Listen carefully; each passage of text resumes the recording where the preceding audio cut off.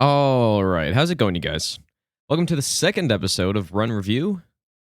This is a really fun episode. We're going to be checking out kind of the run that started it all for me, actually. The first run that I watched, the first no-hit run that I watched from Faraz Khan that actually caused me to not only start doing no-hit runs in the first place, but even just, give me the motivation to finish Dark Souls 3, which is my first Souls game that I kind of quit halfway through because I wasn't really enjoying it. So this will be a fun one. Again, if anybody has any clips or videos they want to send, you can join the Discord. There's going to be a link below in the description where you can join the Discord, send in your clips. And enjoy this episode of Run Review. All right, welcome to the second episode of Run Review, dude.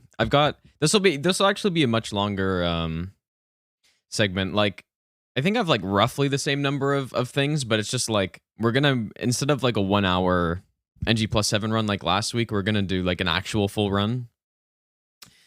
I said I was gonna do my first no-hit run, but I think I'll do that next week. And yeah, I think yeah. So this week we're gonna do Faraz's run as the featured run, and it'll be interesting because basically the only time I watched that was when it was like 4 years ago, before I even like knew anything about the game. So before I had even finished the game for the first time. So, all right. So let's start here. So this is Bibo, who actually, I think he just got his DS2 any percent no hit, maybe even a few days ago. So congrats to him. I'm pretty sure. So Giant Lord, it's the same thing basically, is a very glitchy boss fight. And I don't know what this is here. Feet. This could be a whole number of things, but there's a lot of buggy stuff that can happen on this fight. This boss can do like fucking 720s and and like really quickly. I don't know if that's what this clip is or not, but let's check this out, I guess. Oh, what? Yeah. What was that hitbox? Yeah. Wow, that's latent. That's the third last boss in the run. Yeah, that's brutal actually. So this is an attack. So he's choosing to fight. This is interesting actually. I don't know if he meant to fall down here. I don't think he did. But yeah, so a lot of hitless runners, what they choose to do is there's a platform up here. You can't really, maybe you can see it later in the clip here. What was that hitbox? There's a platform up here that a lot of people choose to fight Giant Lord from.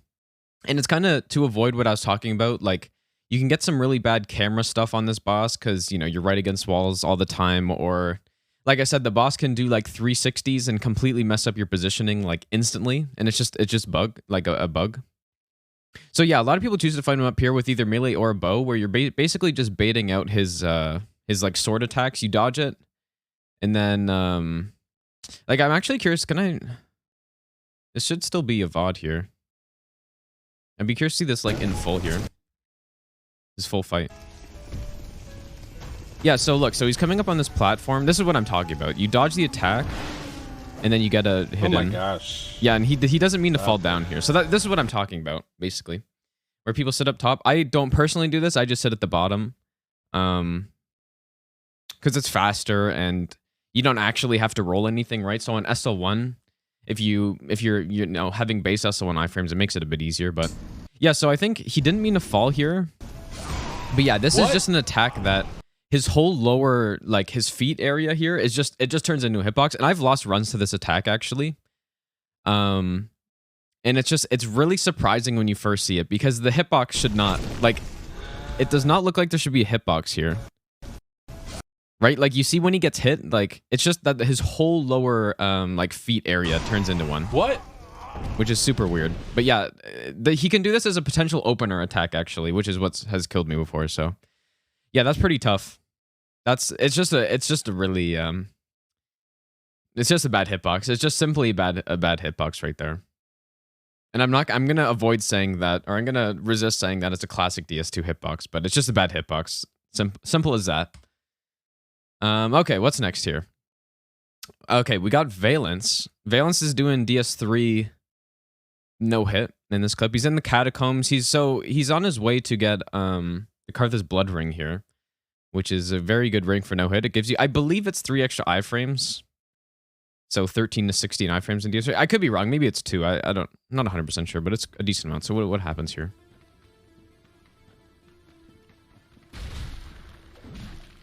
Oh, no! Oh, dude, that's so What? unfortunate. He has 1 health. At least this is not too, like, Chat. late in the run or something. So, okay, so what happens here is, it's so funny. How does the skeleton, like, not aggro here? I guess he's, like, just turned enough, but...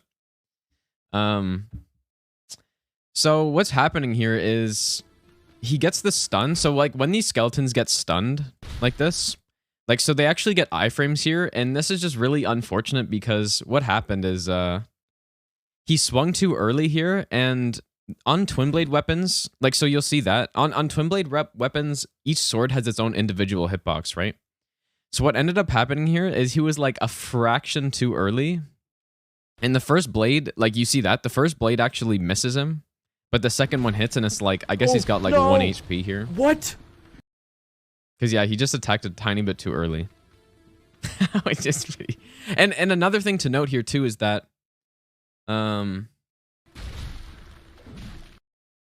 like, he doesn't, yeah, like a normal L1, I don't think just, like, I don't think it staggers the skeletons. Like, it doesn't make them have to rebuild themselves like the sprint attack. He has So 1 health.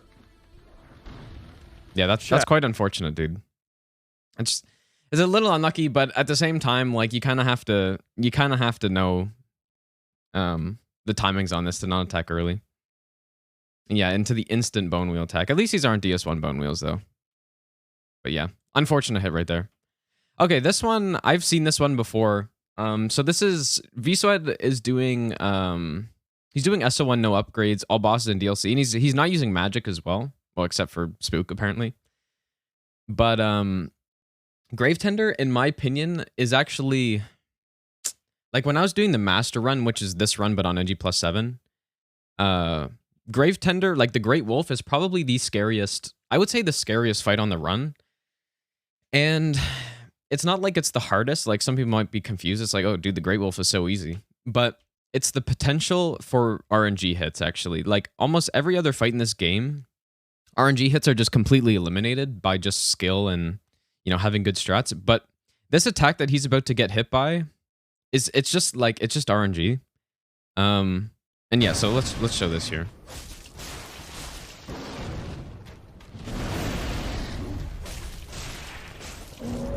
Okay, so phase 2, and this is the Frost Breath. This is the bad attack, like the attack that causes problems.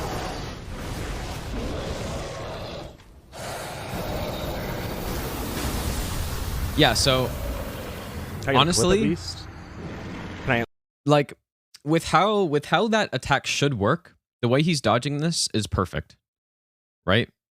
Like, the sweep kind of comes like a lot of attacks in the Souls games, like a sweep attack with some sort of projectile. Like, a lot of dragons do this kind of attack, like a Medeer and stuff. And it all goes past, right? It looks fine, and he's going for attacks here. But notice right here, there's just a big cloud that comes right at him. And this is why, like, the mechanics of this specific attack is why I would say this boss, the Great Wolf, is probably the scariest boss in these runs. And you kind of have to get hit by this to kind of understand. But I guess that's what I'm going to explain right here. So yeah, he gets hit. He's super confused. Like, can I at least get a fucking clip, dude? I'm so sad, man. This is probably the first time he's seen this, I would imagine.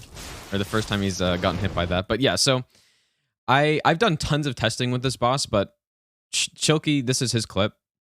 It's just very simple for me to just grab this here. So he's got hitbox viewer on, so you can see the orbs are the hitboxes, like the yellow meshes are the hitboxes of the attack. So this is what hit Vswed right here. So what happens with this attack is these projectiles collide with the environment, and I'm not exactly sure about this one. Like, if it's like hitting off the ground and then bouncing back or something like that. But like, that's what I would assume. Like, I don't think that, like, when you look at this, like, that orb it comes from underground. So what I would guess is that it's like one of the projectiles that got showed over here bounced off of possibly the ground, or maybe there's like a slight elevation difference, and then comes straight back. And this is why this is the scariest attack, or like I would say one of the scariest bosses on these runs. And then so yeah, an example. So look in the top left here, right? So these projectiles are bouncing off the walls, or you can like sort of see like this one here, it hit the wall, bounces off. And it's so unpredictable, right? Like, and this is the problem. This is why I would say this is the scariest attack. Like in theory, it should be so simple, but they just, I don't know why. It's really frustrating, but FromSoft decided that they would get fancy with this one and make it bounce off of stuff, and this is what happens. Like I've definitely lost a few runs to this sort of thing, and you know there's not much you can do about it. Like there's really not. It's just it's rare to get hit. But it's one of those things that's always like lurking in your mind as something that can happen on these fights. So, and yeah, I haven't lost too many runs. I probably lost 2 runs, that sort of thing. But yeah, it's like one of those things. It's very difficult to avoid that. Honestly, like very, very difficult. So okay, what's this? So this is Goloyska. So this is a dancer no hit, and he's using twin blades. So this is a fight that a lot of people would be familiar with if they watch no-hit runs, right? The very standard twin blades. And I'm guessing he doesn't have Lloyd's on. I'm guessing he's plus 7 right now, probably. Like a traditional no-hit route. An upgrade path. And which is, we're actually going to see that on Faraz's no-hit run for the featured run. But let's see this fight. This is only a 50, or a 1 minute fight, so I don't know. Let's see if there's anything wrong with this. There might not be, though. Also, he's got some, like, widescreen stuff going on. Looks kind of interesting. Also, one thing to note here is that he's coming in from the fog wall, which is, like, not usual, right? Like, normally, you would start after you place the base in, so, like, he obviously died, I guess.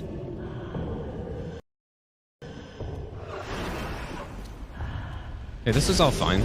Maybe, like, a little bit on, like, just one little thing here. Like, this is totally fine, but if you want to be like even a little bit more precise, like this roll here, like what I would do, I would actually kind of back up a little bit and then roll in so that I don't get sent as far. Like you see how he kind of rolls all the way behind here, and this is not a good position here. Like it's totally fine in this case, because you have time to get back over to the other side. But that's just like maybe a tiny inaccuracy, I guess. Right? Like here, you want to be on the right side here, not really the left side. It's totally fine. But like that might be like one tiny thing there to just make it even a little bit more consistent, I guess, or more accurate. See, so those little greed hits here, I do them all the time.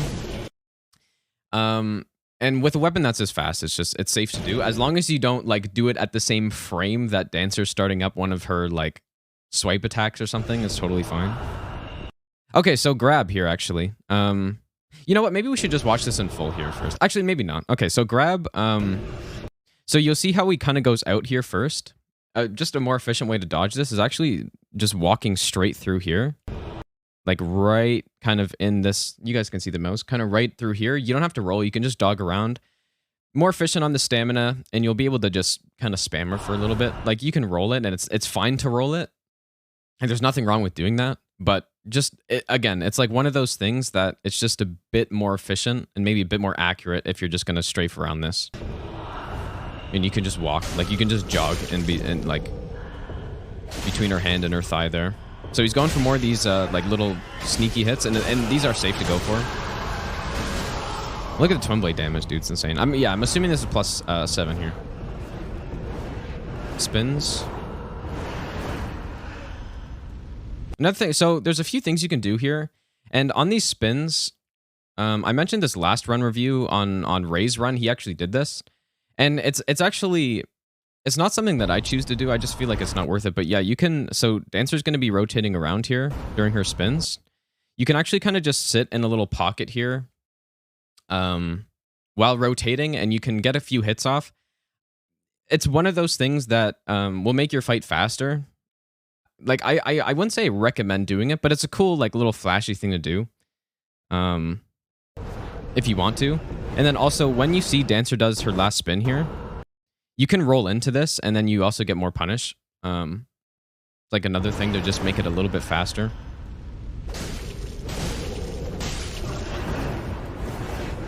Okay, that was a little... Okay, so maybe a little bit out of position here on this last attack, I think. And I think it had to do a lot with just the camera here. Also, maybe he went for one extra attack. Like, it's fine, but this isn't like a super calculated way of dodging this, and I think it's mainly because he's reacting to being put into that kind of position. Right? I think he just simply went for an extra attack there. And then, you know, when Dancer's doing the spins, you kind of get a bit disoriented as to, like, where you are relative to her. He dodged it, like, he dodged the attack perfectly. Like, if you just dodge at the right timing like he did, you're never going to get hit, so... But then, yeah, you'll see at the end, too, like, in this position, he gets put in front of her as well. And it didn't end up mattering because it was the final hit, but that's, like, another thing. Like, he does get put out of position there, and if she had a lot more health left, or if he was doing a lot less damage, that could potentially be a problem. But yeah, this is a really good example of a fight that's, like, you could do this consistently, like, very consistently, and it's going to work. But there is, like, another level to get to with, like, doing this fight more accurately, I would say. Like everything here, like, you can do this every time and it'll work, but you could get better at it. You know what I'm saying? Like, this is a great example of this is like a great fight to have on this, I think. Very instructive fight. Because, yeah, everything he's doing well, but it could be a bit better, you know?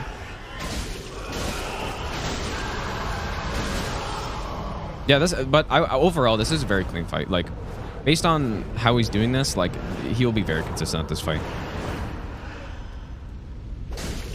Yeah, that's why once in a while it's nice to watch some, like, normal boss fights, you know, with, like, high damage and stuff. Yeah, this is a great fight. Just, like, a few like, very small improvements, I would say, that could be made there. But yeah, nice fight right there. Okay, Ainrun, dude. The handsome man up here. Wait, what is this one? How to do pinwheel hitless. Okay. Show us, Ainrun. Let's see it, buddy. Okay, that's a Oh, wait a second. What is this? What is this dono goal up here? Okay, I got some respect. Okay. Wait, what is happening already? Isn't. I missed this here. Okay, so he's got a sorcery build. Already? I've noticed he doesn't have the Crown of Dusk on. I don't know if he's supposed to, but oh my god. Look at his face, dude. Brother! Who? Is this the guy? Ah! Ah! And he's had a cast. Wait, I don't have spells. What happened? Oh. Don't. Yeah, his RTSR didn't get set up from the drop. Oh my god. Oh my god. This is just a total fiasco.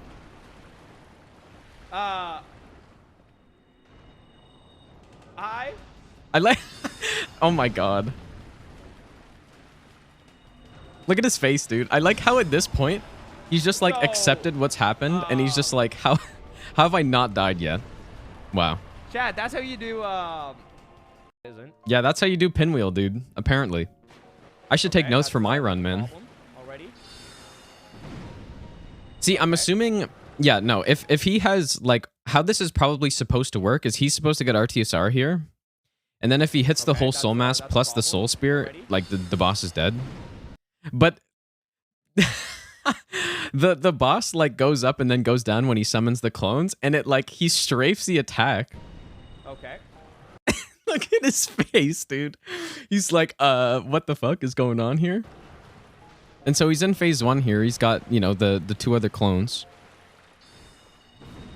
Brother! Look at that iframe. Ooh. Wait, was that an iframe? Or did that hit? I can't tell. Brother! No, it got him. Ooh. Okay. It looked like he iframed it for a second there. Ah! Ah! And then he panics and pulls out the bow. I don't have spells. What happened? Oh. And he's casting the soul mass, dude. What No, yeah, he's in phase 2 and there's like way more clones. Oh my god! What's going on? And he goes into panic, and then it's like at this point he's like He's fully absorbed the situation, and he's just like, yeah. Like, I guess we're just doing this now. Oh my god, this is so funny. Oh my god, that's so funny. Chad, that's how you That's do, like, that's probably the worst that this boss could possibly go, I think. Okay. Oh my god, that's funny. He's also got the, like, poorly translated mod, I think, or something. Brother! Man, that's so funny. Is this the This guy? is a good, this is a great clip right here. Ah! You should be very proud of that fight. Oh my god. And he's doing, I guess he's doing Trilogy no hit. I don't know if this is like the first game or something. I'd imagine from his reaction it probably is. What's going on? Oh my god. Okay. Wow, that's so funny. That's so funny, man. Okay, this is actually something I don't think I've ever seen this before. Who's this here? Thick veiny sausage, dude. So, or maybe I have seen this. I can't remember, but I've never used this, and this is probably something that had I realized was so easy to do, I probably would have done it on the master run. Although maybe it wouldn't have worked on the master run. Maybe that's why I didn't do it though. Yeah, this is a great title, actually. French kissing a barefoot nun while Ariandel screams in his gaming chair. That's a pretty good title right there. That's that's pretty good. That's pretty good. Okay, so yeah, what he's gonna do here is he's gonna poison. Like, this is at the start of phase 3. I won't watch the whole fight, I don't think. I guess I could maybe. I think it's just a pretty standard pyro fight though.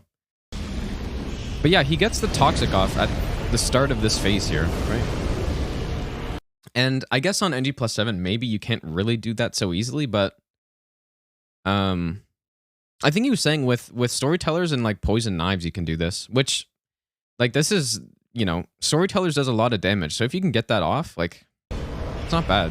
I remember Tricky was doing something like this a while ago, though. Yeah, pretty interesting, dude. Like, maybe if I do more runs, I'll consider this more. Yeah, Toxic Mist isn't something you'd get on a no-hit run for the most part, but, like, yeah, doing this with poison should work, I guess. Like, I don't think, in the case of, like, a normal pyro fight, basically I wouldn't do this on, like, most runs. Only runs where I have, like, extremely low damage, right? Like, if you can get storytellers off here on, like, an SO and no upgrade run, like, that could be a big deal, so. Like, that's why I find this kind of, like, interesting. If you could do this on NG+7, that'd be pretty cool. Okay, this is Crescent Tune. So the Smoldering Straight Sword is actually, it's not a weapon that's in the game, but it's, I don't know if it's just like a cut weapon or, it's in the game files basically, and you can get it with Cheat Engine. And there was sort of like, I don't know if it was really like a challenge, but I guess sort of a challenge in the Covenant of Champions Discord that got a bunch of people, including myself, to do like SO1 Smoldering Straight Sword kills with no buffs. And it's an interesting weapon because, like, it's a normal straight sword. Upgrading it doesn't really work, probably because they just didn't really get to that point in making the weapon. But also has, like, I think it has, like, great sword poise damage. So this will be an interesting fight. So this is a pretty long DSA here. The damage is not good, so this is definitely, like, a skill kill here. So let's check this out. Already, I think... Wait, what happened here? Yeah, so they got me to do the Osiros kill on this, and it was like a 12-minute kill or something. So it's like, it's not amazing damage, but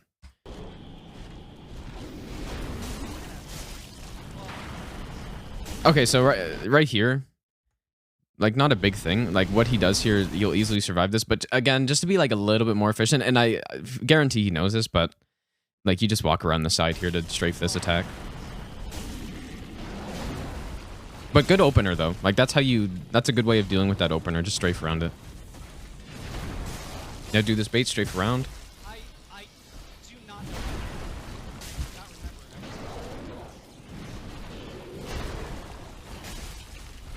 So, one thing in DSA that's very important, and so look at that. So, what he just did here, and when I fight DSA, this is always what I'm trying to do to him, right? So what he does perfectly here is he gets behind this attack, and you'll see this position right here where DSA is facing, like, kind of just away here. and you're back here, you're gonna bait out the shield attack a lot of the time. It's a very consistent bait. It doesn't work every single time, but this is how I fight DSA right now. Like, I always go for this bait, and what happens, like, you'll see he does it right here. Like, you just cut across the front. He didn't have to roll there, but it's the right idea, and you can get, you know, at least 3 hits off here. And then what DSA will do oftentimes is do that back swipe that he got earlier that you can just walk around, get a bunch more hits off, right? So this, you just walk around the back here, which he didn't do, but you can kind of just like keep baiting that stuff out and you'll get massive punishes off, right? So he's in that position again. Like that's all, like when I'm fighting DSA, that's always what I'm trying to do. I'm trying to get to that position, bait out that shield bash attack. And yeah, so yeah, you see how he's on this attack. This is how you dodge this attack properly. Like, this is a good way of dodging this attack. Not this one. This one here. So the swipe, you know you're going to be outspacing. That's why, like, fast rolling is, like, pretty important here, I would say. You outspace it, and then if DSA chooses to do the next follow-up, you can just run in behind, get, like, 2 to 3 hits off. And so that's the big stagger damage of this, the big poise damage of this weapon, why it's, like, kind of interesting.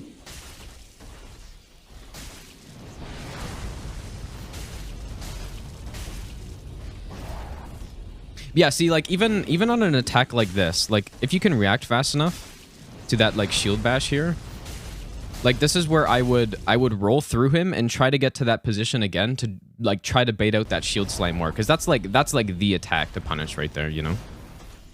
So that's always how I try to fight him at this point. Like, again, like, on this attack here, too, I would just roll through him and then try to get to that position to bait out that shield slam. Like, I think that's sort of the whole idea of the fight. You just roll behind him. That's maybe a little sketch, but get behind him, try to bait out that shield slam attack. Okay, so a little bit of wall troubles here, actually, I think.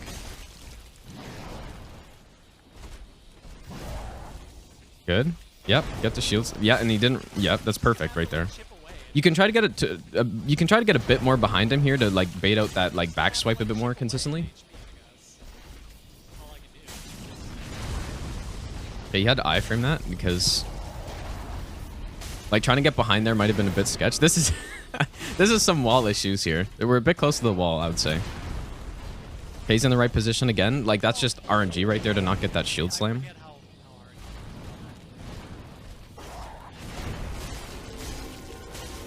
Okay, now we get to the interesting part of the fight. So when DSA goes into phase 2, of course the 2 butterflies start to activate and they have 3 attacks, right? They have the meatball attack, like the rain of orbs. They have the big orb and then they have the laser, right?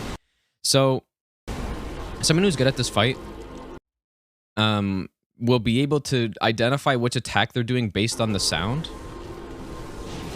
Which he knows here. Like that's why he starts running sideways, because he knows he's getting the like orb rain attack, and so he's listening and he knows that he's getting this attack, and if you just run or like sprint down the arena, you're probably not gonna get hit by it. There's actually like a weird thing that can happen where you can get orbs from like an insane angle, and you have to watch out for that. So like you'll notice here that every single orb is coming basically perpendicular to the way he's running, and that's what you want to do, right? So all the orbs are coming sideways. But you can sometimes get situations where an orb can come like, see my mouse here? Like come like this. Like come like this way towards you, and that will hit you if you're not paying attention. So you can't just blindly like sprint here and not pay attention to that sort of thing. Super rare, but it can happen. Nice strafe right there.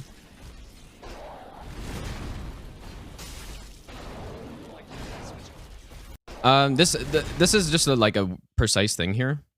Like just one thing I'm noticing, like this is a bit too far back for the, like you're at a bit too much to the side of him to get that shield slam. Like just if people are curious, like even if like a step forward would be in the right spot. But like you couldn't really get the shield slam from there. I can't see how much damage he's doing. Like somewhere around 40, in the 40s of damage. Like less than 45.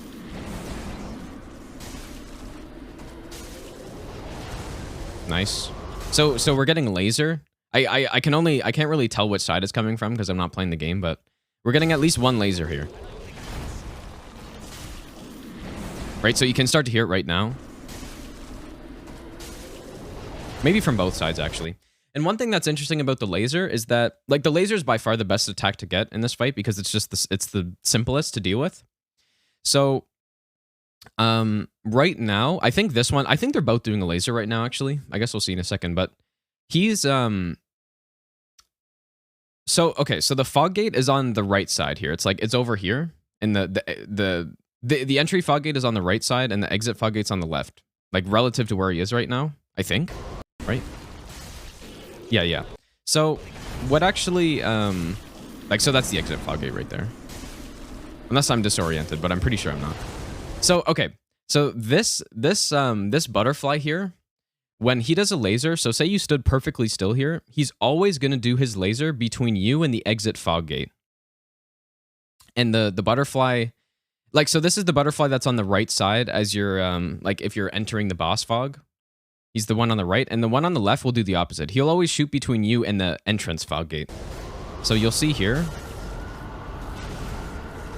like, you'll see where these lasers end up. Like, if you just stand perfectly still, right? And so he knows that it's not going to hit him if you stand still, and it's going to go between you and the exit fog gate for the one on the right, and then this other one. Like, he doesn't even need to look, right? Because he just knows it's going over there. So that's something that a lot of people actually don't know about, but it's very useful to know that. Ooh. I don't like hitting the shield, but you can do it to, you know, get him to stop blocking. But I just don't like doing that. He's getting the meatball spam again, and he knows that he's getting it, so that's why he starts running.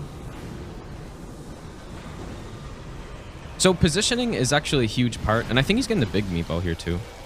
Yep, and see, like, this is a great example of this fight here. Like, he knows he's getting the large orb attack, and what you want to do for this attack, like, the safest way to dodge it, I think, in my opinion, is to use this fountain to block it, and that's exactly what he's doing here. So he's sitting right behind the fountain so that it collides with it and it won't hit him. All you have to do is be able to dodge DSA from, like, basically point blank. You see it hits the fountain. That was absolutely perfect. Like, that's exactly what you want to do. Like, you can only kind of run into problems on this fight once you start getting, like, weird combinations at weird timings of the butterfly attacks. Right? So, for example, if you get, like, you know, if you get, like, a big orb plus, like, the small orbs, and you're not in a good position, and the fountain's not going to block the big orb, like, maybe there can be some issues there. Yeah, this is perfect right here. Now, this is an attack. So in this case, this is really easy to dodge. You're just going to walk to the side. You can just sprint to the side even at that distance, but he chooses the roll, which is a good idea. But this disc attack can cause some issues. I wonder if we're going to see it during this fight. Probably not, because it's mostly done, but that attack can definitely cause some... Here we go. This is actually a perfect example here. So he's getting the orb attack, right? And the whole key to dodging this, like I said earlier, is you want to go perpendicular to the orbs. But this attack, ideally you want to dodge it by going perpendicular to the disc attack, right? And that's a conflict because you want to be going in two different directions at once, which is obviously not possible. So what you actually are forced to do, and he might get away with it in this case because the orbs are almost done, but in some cases you actually want to roll directly away from the disc, which is a very precise roll actually, right? Like, if you think about it, like, the disc is a moving hitbox away from you and you're rolling with it, so that means that there's there's more frames where you're actually interacting with the disc when you're in iframes. So yeah, like I said, the orbs ended at the right time, so he was able to roll this way, but if the orbs were happening right now and you rolled this way, that's not safe at all, right? And also, you don't want to roll back into it because there's going to be a bunch of orbs, so I think you guys see what I mean. I heard you got a distance. But yeah, so that was nice timing there. Again, you can strafe that attack. Not a big deal.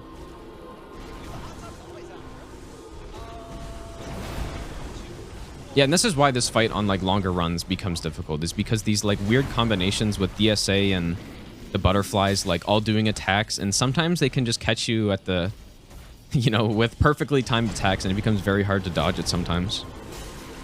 And that's another reason why positioning is so important. So yeah, he's listening here. This is perfect right here. Like, this is textbook here, I would say. Well, if you hang around, we are going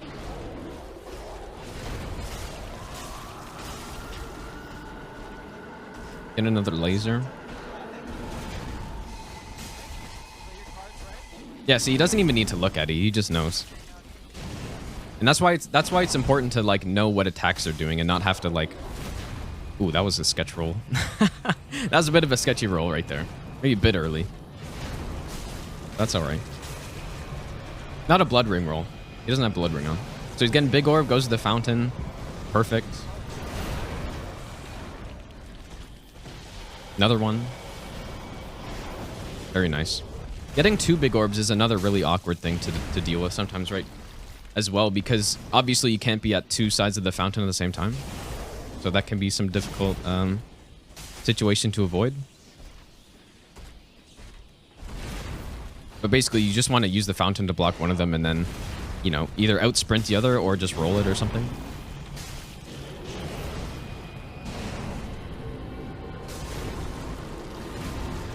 Okay, this is not easy here.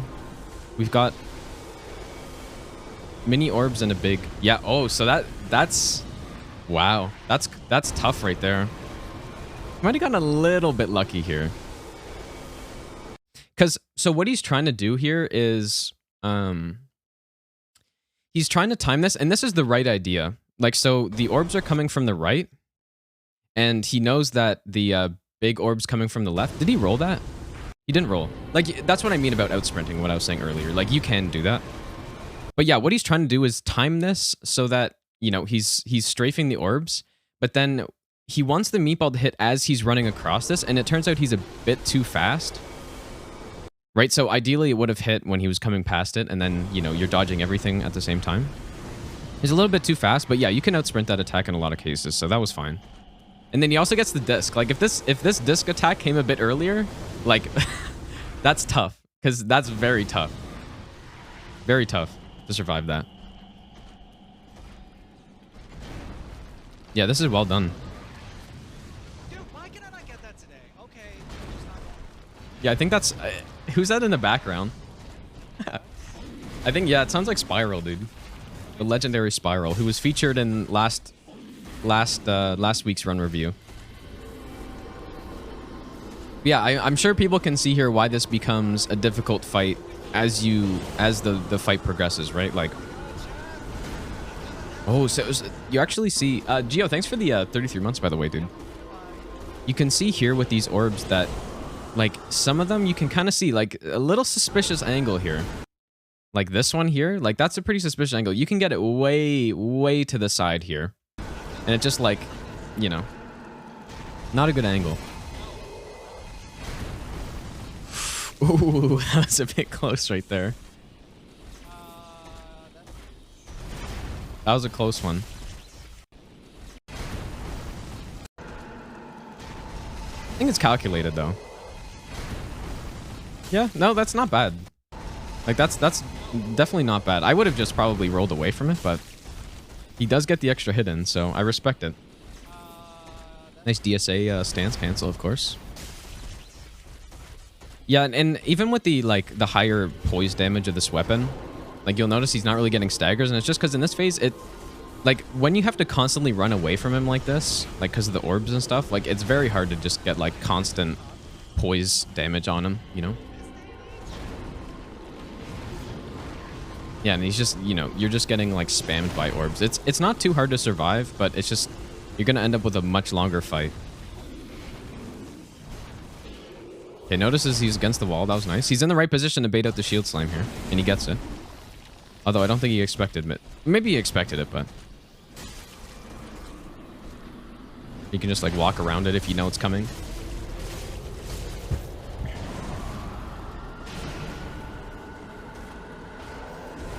This is a fun fight, though, man. This is one of my favorite fights in the game.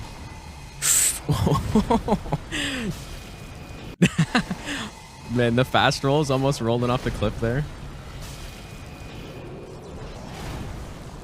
This is a great fight.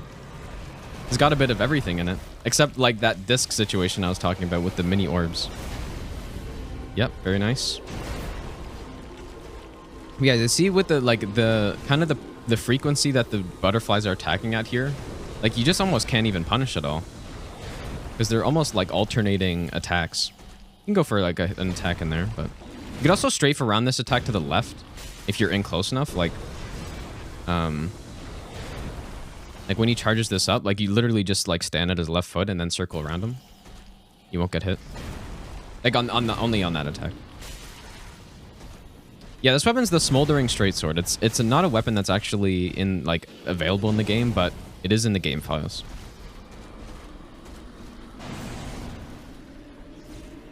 Yeah, of course his ring setup is probably, it looks like RTSR, Clorndy, probably Flynn's ring, and I don't know, Pontiff's maybe? Although I don't know if I've heard it proc, but I have no idea. Double orbs here. Is that it? Is he gonna go? Oh.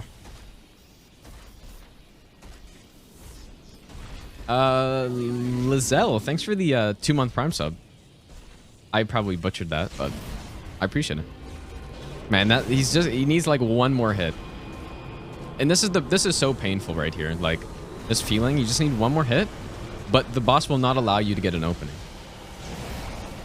Okay, big meatball here. Nice. All right, GG, nice kill right there. That's not easy. Like a 10-minute DSA fight. Like most no-hit runners can't survive that, I would say. Like just not well equipped for that. So that's a really nice fight. He's also got 69 HP. Okay, he doesn't have he doesn't have Pontiffs on. It wouldn't have done much anyways, like to be fair. But it is funny that it's just like not on. Oh. That's pretty funny. Yeah, that's a nice fight right there. GG.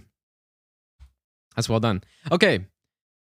This was sent in by Raphael. I've actually never seen I've never seen this fight before. It's not a boss. But it's the double pursuers. I've actually never seen this before, so I was kind of curious to watch this. I don't know if I'll watch the whole thing. Like, I don't know if it, you know. Is it muted? I've never seen this fight before. I've never fought against these two. I've never seen this, so. This just looks like a good old gank here. I don't know. It's got the Flamberge. I guess, what is this? Like the Dragon Ring or something? This doesn't look so easy, dude. It really doesn't. Maybe a bit loud, huh? Like, I don't know if there's like some good method of doing this, or if it's just kind of like the classic DS2 duo fight where you kind of just have to like find a way. Yeah, this looks really rough, dude. It's kind of loud, isn't it? This looks really rough. Yeah, you get Ring of Blades +2, I believe, right? So, also, is this only on NG plus and above? It might be. I don't know if you can do this on NG. Wow, this is brutal, man. No wonder this is 12 minutes here. Like, you just can't even punish, dude. Like, maybe you would want to... Like, I should do this fight. Like I said, I've never actually done this before. Like, maybe you would want to use, like, body blocking here. That might be something that would work. But yeah, he's just staying patient and waiting for the openings here. Like, I don't think there's much else you can do. I don't think this is, like, an optimal weapon for this, but ideally you'd probably want something that's strike damage. Probably something that's strike damage and is fast at the same time. So, like, maybe, like, a mace or something. Craftsman's hammer. What's that, like, weird other hammer that you can buy from this dude? Like, the ghost guy. I don't know. Oh, this is Covenant of Champions as well, yeah. Didn't even notice that. The big flex, dude. Yeah, the homunculus mace. Yeah, that's a good one right there. I really like that one. I forget which run I was using that on. Might have been no upgrade, I guess. Yeah, this, like... I don't really have much to say here, because I don't know much about this, but this looks quite impressive so far. I'm like... He's strafing around the right attacks. Like, I know how to fight the Pursuer and stuff. But, like, two at the same time? I can only take one at the same time, dude. That looked really sketch right there. Like, he goes underneath that attack. And then dodges the other one. That was like some action movie stuff right there. Yeah, he's doing a very good job at noticing the openings here. Right? So, like, you see... maybe... Did I go... No, it's right here. Like, so this back pursuer kind of does, like, some meme grab attack when you're not even in range. And, like, you can see kind of the moment where he's like, oh, I'm noticing I have an opening here. Right? And so you kind of, like, he goes back and, like, gets an extra hit. Like, I think that's kind of all you can do here. Like, you just got to be patient and wait for that. Wait for the game to give you something. Like, this is one of those fights, there's no way you can force anything. They just get completely destroyed.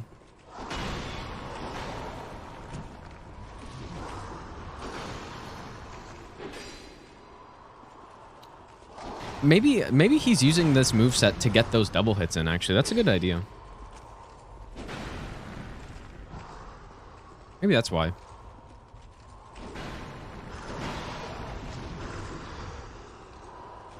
Not sure what other rings he's got on, though. He might have, like, one of the Ring of Blades on, or maybe Flynn's ring. I don't know.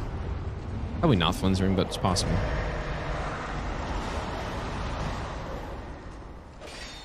Yeah, so... that attack has really long recovery, huh? Like that like magic attacks. That looks like a good one to go in on.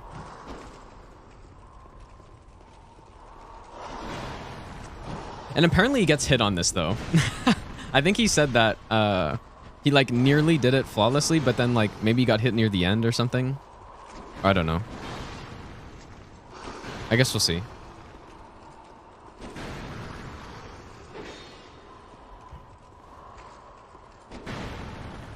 See, like, right there, notice how the boss kind of gets stuck on the other one? Like, I think if I was doing this, I would try to abuse that a lot. Like, so, sort of something like you can do on Demon Prince, where you get, like, one stuck on the other. Nice strafe, yeah. Nice. This is nice, dude. I think I've noticed some things that might, like, could have been a bit cleaner, I guess, but...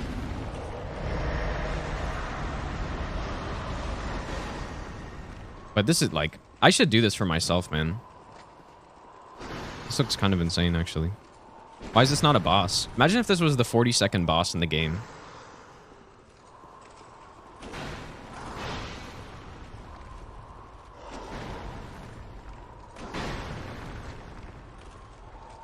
Yeah, this just looks like a classic DS2 fucking duo fight here, man. Where it's like, it almost feels like they didn't really put almost any thought into what it would be like to actually fight the boss, but just like put two enemies in a boss arena. That's what I mean. Dark Souls 1 does the same thing. Like it doesn't. It's not like a Demon Prince fight where it really feels like they had a clear idea of what they wanted the player to have to do to win, and like it feels like a really good duo fight where the bosses are actually working together rather than just being like two separate enemies in the same arena.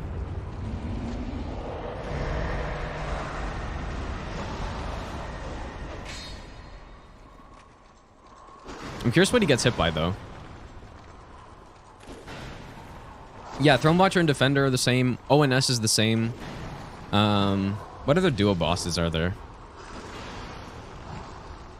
I can't really think of more, but yeah, like that's FromSoft has done not a great job on the duo bosses, especially like earlier in the earlier games, the earlier boss that they made. But they got a lot better, right? They had Demon Prince, like Double Ape even.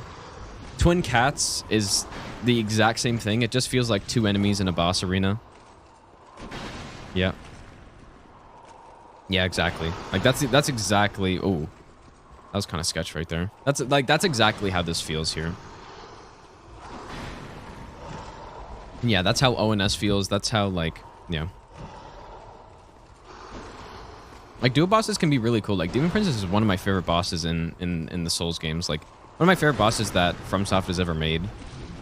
And I feel like that's when they, like, really started to understand how to make a good duo fight. Yeah, you can use the body... Like, the body block is essential on Twin Cats, but I that's one of those things that does not feel like it's intentional at all, right? Like, it still feels like a horrible design to me. I don't think they intended for that, really.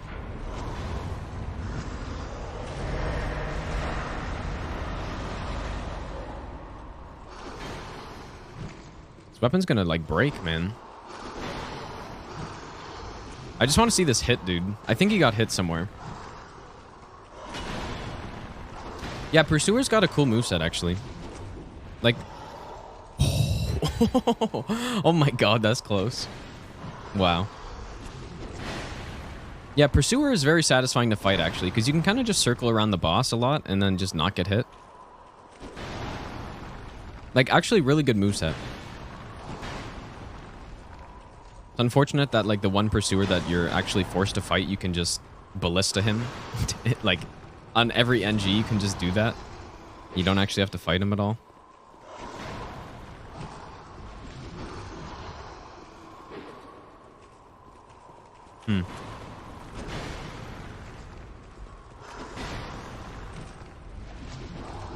Yeah, I would love to learn how to do this, like, very well here.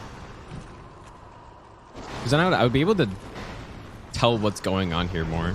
Or, like, what's going wrong, if there's anything going wrong. Like, this looks decent. I mean, there's a few situations that look like, you know, maybe not the optimal way of dodging or the optimal positioning. Like, a fight like this is all about positioning. Another thing I notice here too, and like I say this without actually having done this, I think you always want to be going counterclockwise here. And it's because when you're strafing these attacks, like that one, for example, like the way to strafe it is by going counterclockwise around the boss. Right, so here he's going clockwise, which I think is probably a mistake. I think you would always want to be going counterclockwise so that you're just going to be strafing that, like, see, like that? Like right now, this is perfect. You just strafe around these. That's what you want to be doing. Yep, strafe around that one counterclockwise as well. Yeah.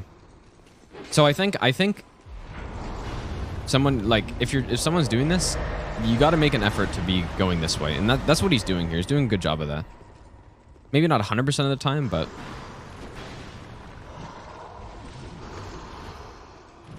yeah, like even the grab attack, like that one right there. Counterclockwise. Oh, that was a close one, dude. Put himself in a little bit of a tough position right there, actually.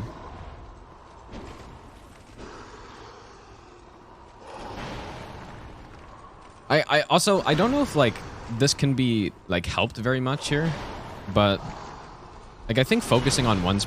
oh, that's so close. Focusing on one of them is probably...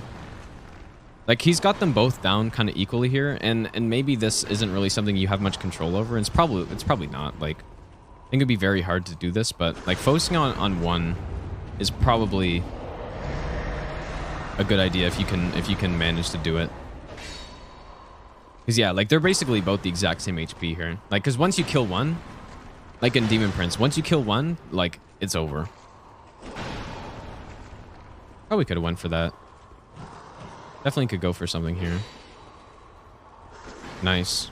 Wow, that's really nice here, right there, actually. Like, good positional awareness right there. To just, like, directly run to the perimeter of the room. Maybe you could have gotten away with something there.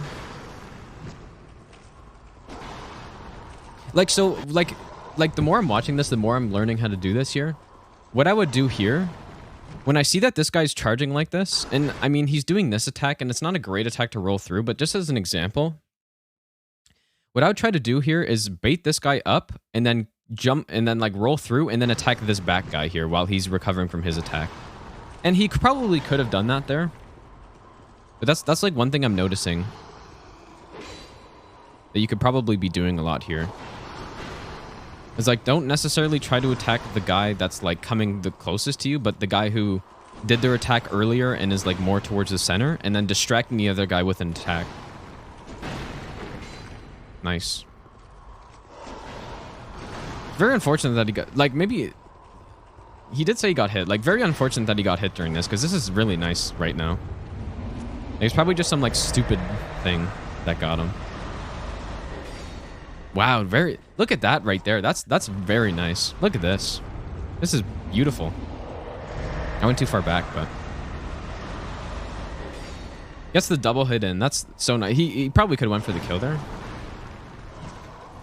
I mean, Oh, dude, like, oh, that's that's so unfortunate. It was so good, man. Oh, dude, that's so. Yeah, look at that, and like, it's just being put into a position that's just not good here. And it's unfortunate because this is one case where greed would have worked probably. Like going for another R2 right there. Yeah, look at that. Like he gets an attack, he gets kind of forced back, and yeah, like once you're put into that position, there's probably not much you can do. Like I think here you need to go this way probably, but that's so tough to do. I think because you just don't know. Wow. Yeah, this was pretty cool though. Like I said, I've never seen this fight before, so, and I've never done it. Yeah, one hit. Damn, dude. This is really nice though. And then once you get one, of course, it's over. Yeah, GG. That was cool, dude. Very unfortunate hit here though, man. And look at that damage. Holy shit. Yeah, I think like just, I don't know, just maybe just not getting like pushed against the wall, but that's such a hard thing to see beforehand. Also, maybe, I guess maybe could have went back to the corner, but that's so hard to deal with right there, I think. Like, maybe going this way. I think there's still a bit of room. Yeah, GG. That was a nice fight, though. That was really nice. Just an unfortunate, unfortunate hit there, dude. Very unfortunate. That was cool. Okay, now for the main event. So, this is obviously Faraz Khan. This video has 1.15 million views. This has a lot of views, dude. This is the absolute world's first no-hit in Dark Souls 3. And, like, this run, this was actually... So, I guess the backstory of this run, like, at least from my perspective, is I was playing DS3 in... probably about a year later from this. In 2017. And it was the first time I played DS3. And I played through, like, half the game. And then, like, I kind of decided I didn't really like the game, and so I just stopped playing it. And the reason I started playing it again was because of this run. Like, I saw this run on YouTube somehow. It got recommended to me, and yeah, I saw this run. I'm like, oh, this is actually really cool. Like, somebody beating... Like, and it's funny, because, like, the comments is, like... I remember seeing a comment at the time, like, how did you kill Gundyr so fast? And I was thinking back, I'm like, dude, it took me so many hours to get past Gundyr. And so then, like, using this run, I finished the game, and then, yeah, I started doing no-hit immediately after that. And I based my no-hit run off of his all bosses run, and, like, kind of adapted it for any percent. But, yeah, so this run's fairly significant to me. I knew that was gonna happen. Fairly significant. Fresh. Like, probably if I didn't see this, I would not be streaming or playing Dark Souls at all, or whatever, you know? So, yeah, and this was in 2016, so very long time ago. Obviously, it's the first run, so it'll be interesting because there's going to be a lot of strats that are, you know, not good or just inefficient or, you know, not the best thing you could possibly be doing. They're also not even going to be using Twin Blades. Like, they didn't use Twin Blades back in the day. I think it's just because they didn't really know. It's still a fairly new game at this point, I believe. So yeah, he's got a one-hit PB, and I have no idea what his hit is, but Princess is probably the hardest boss on any percent, so I'd assume it's that. I might 2x speed this, actually. What happened? He was in the Princess split. And I think he got hit by like a missile or something in the Grand Archives. Maybe we'll go like 1.5. So he started Assassin, actually, which is already interesting. Like, it's going to be weird seeing no Twin Blades. And the last time I watched this run was 4 years ago, like the first time I saw it. Since he's ended so many runs. You guys want to watch it on higher, faster speed or on the same speed? It is a 2-hour video. Me being like, hey. Why is he holding the S-Stock in his left hand, though? I don't want to throw Maybe he just wants to use his L1. I've actually done that before when my controller R1 broke, so I just like started using stuff in the left hand instead.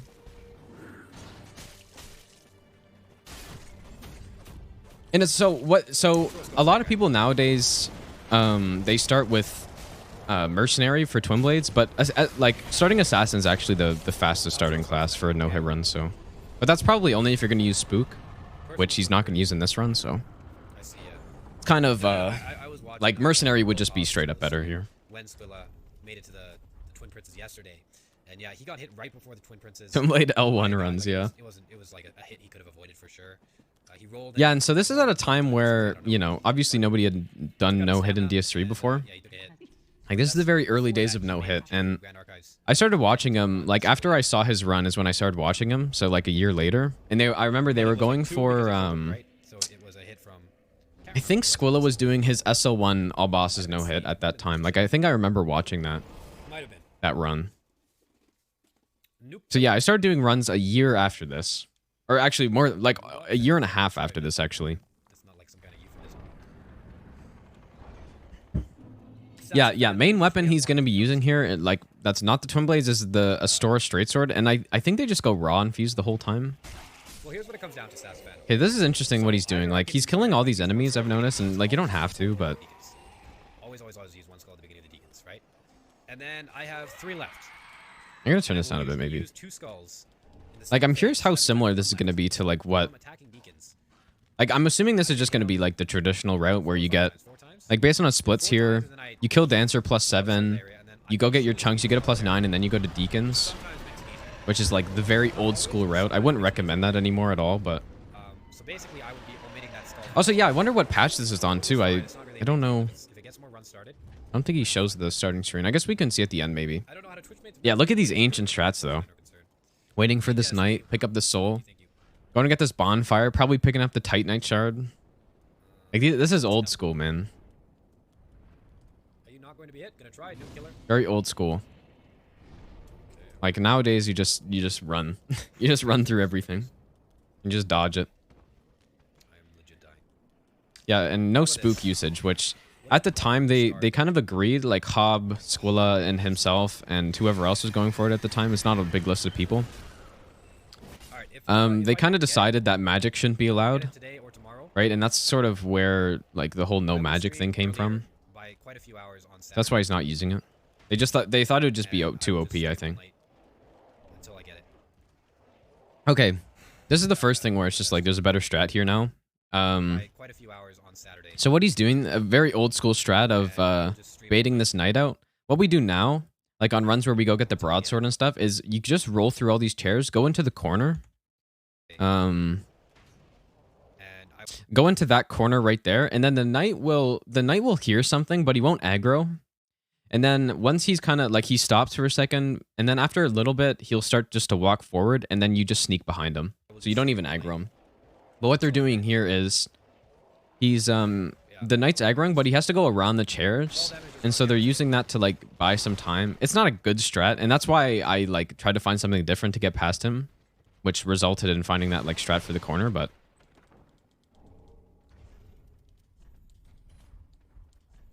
so he got the Astora, and he's gonna bone back so that he can use it here. Interesting. So he's gonna, I guess he's gonna upgrade and infuse here because he got that raw gem. So this should be some really high fort damage here, actually. What do you mean? What do you mean? What do you mean right now? Yeah, raw infusion plus, like, raw infusion at the start of the game is obviously like very good when you don't have levels. I guess you could. And I think the Astora needs like a decent amount of faith or something, right? I don't know. I don't remember how much. Yeah, he's selling all of his gear. Like, that's a very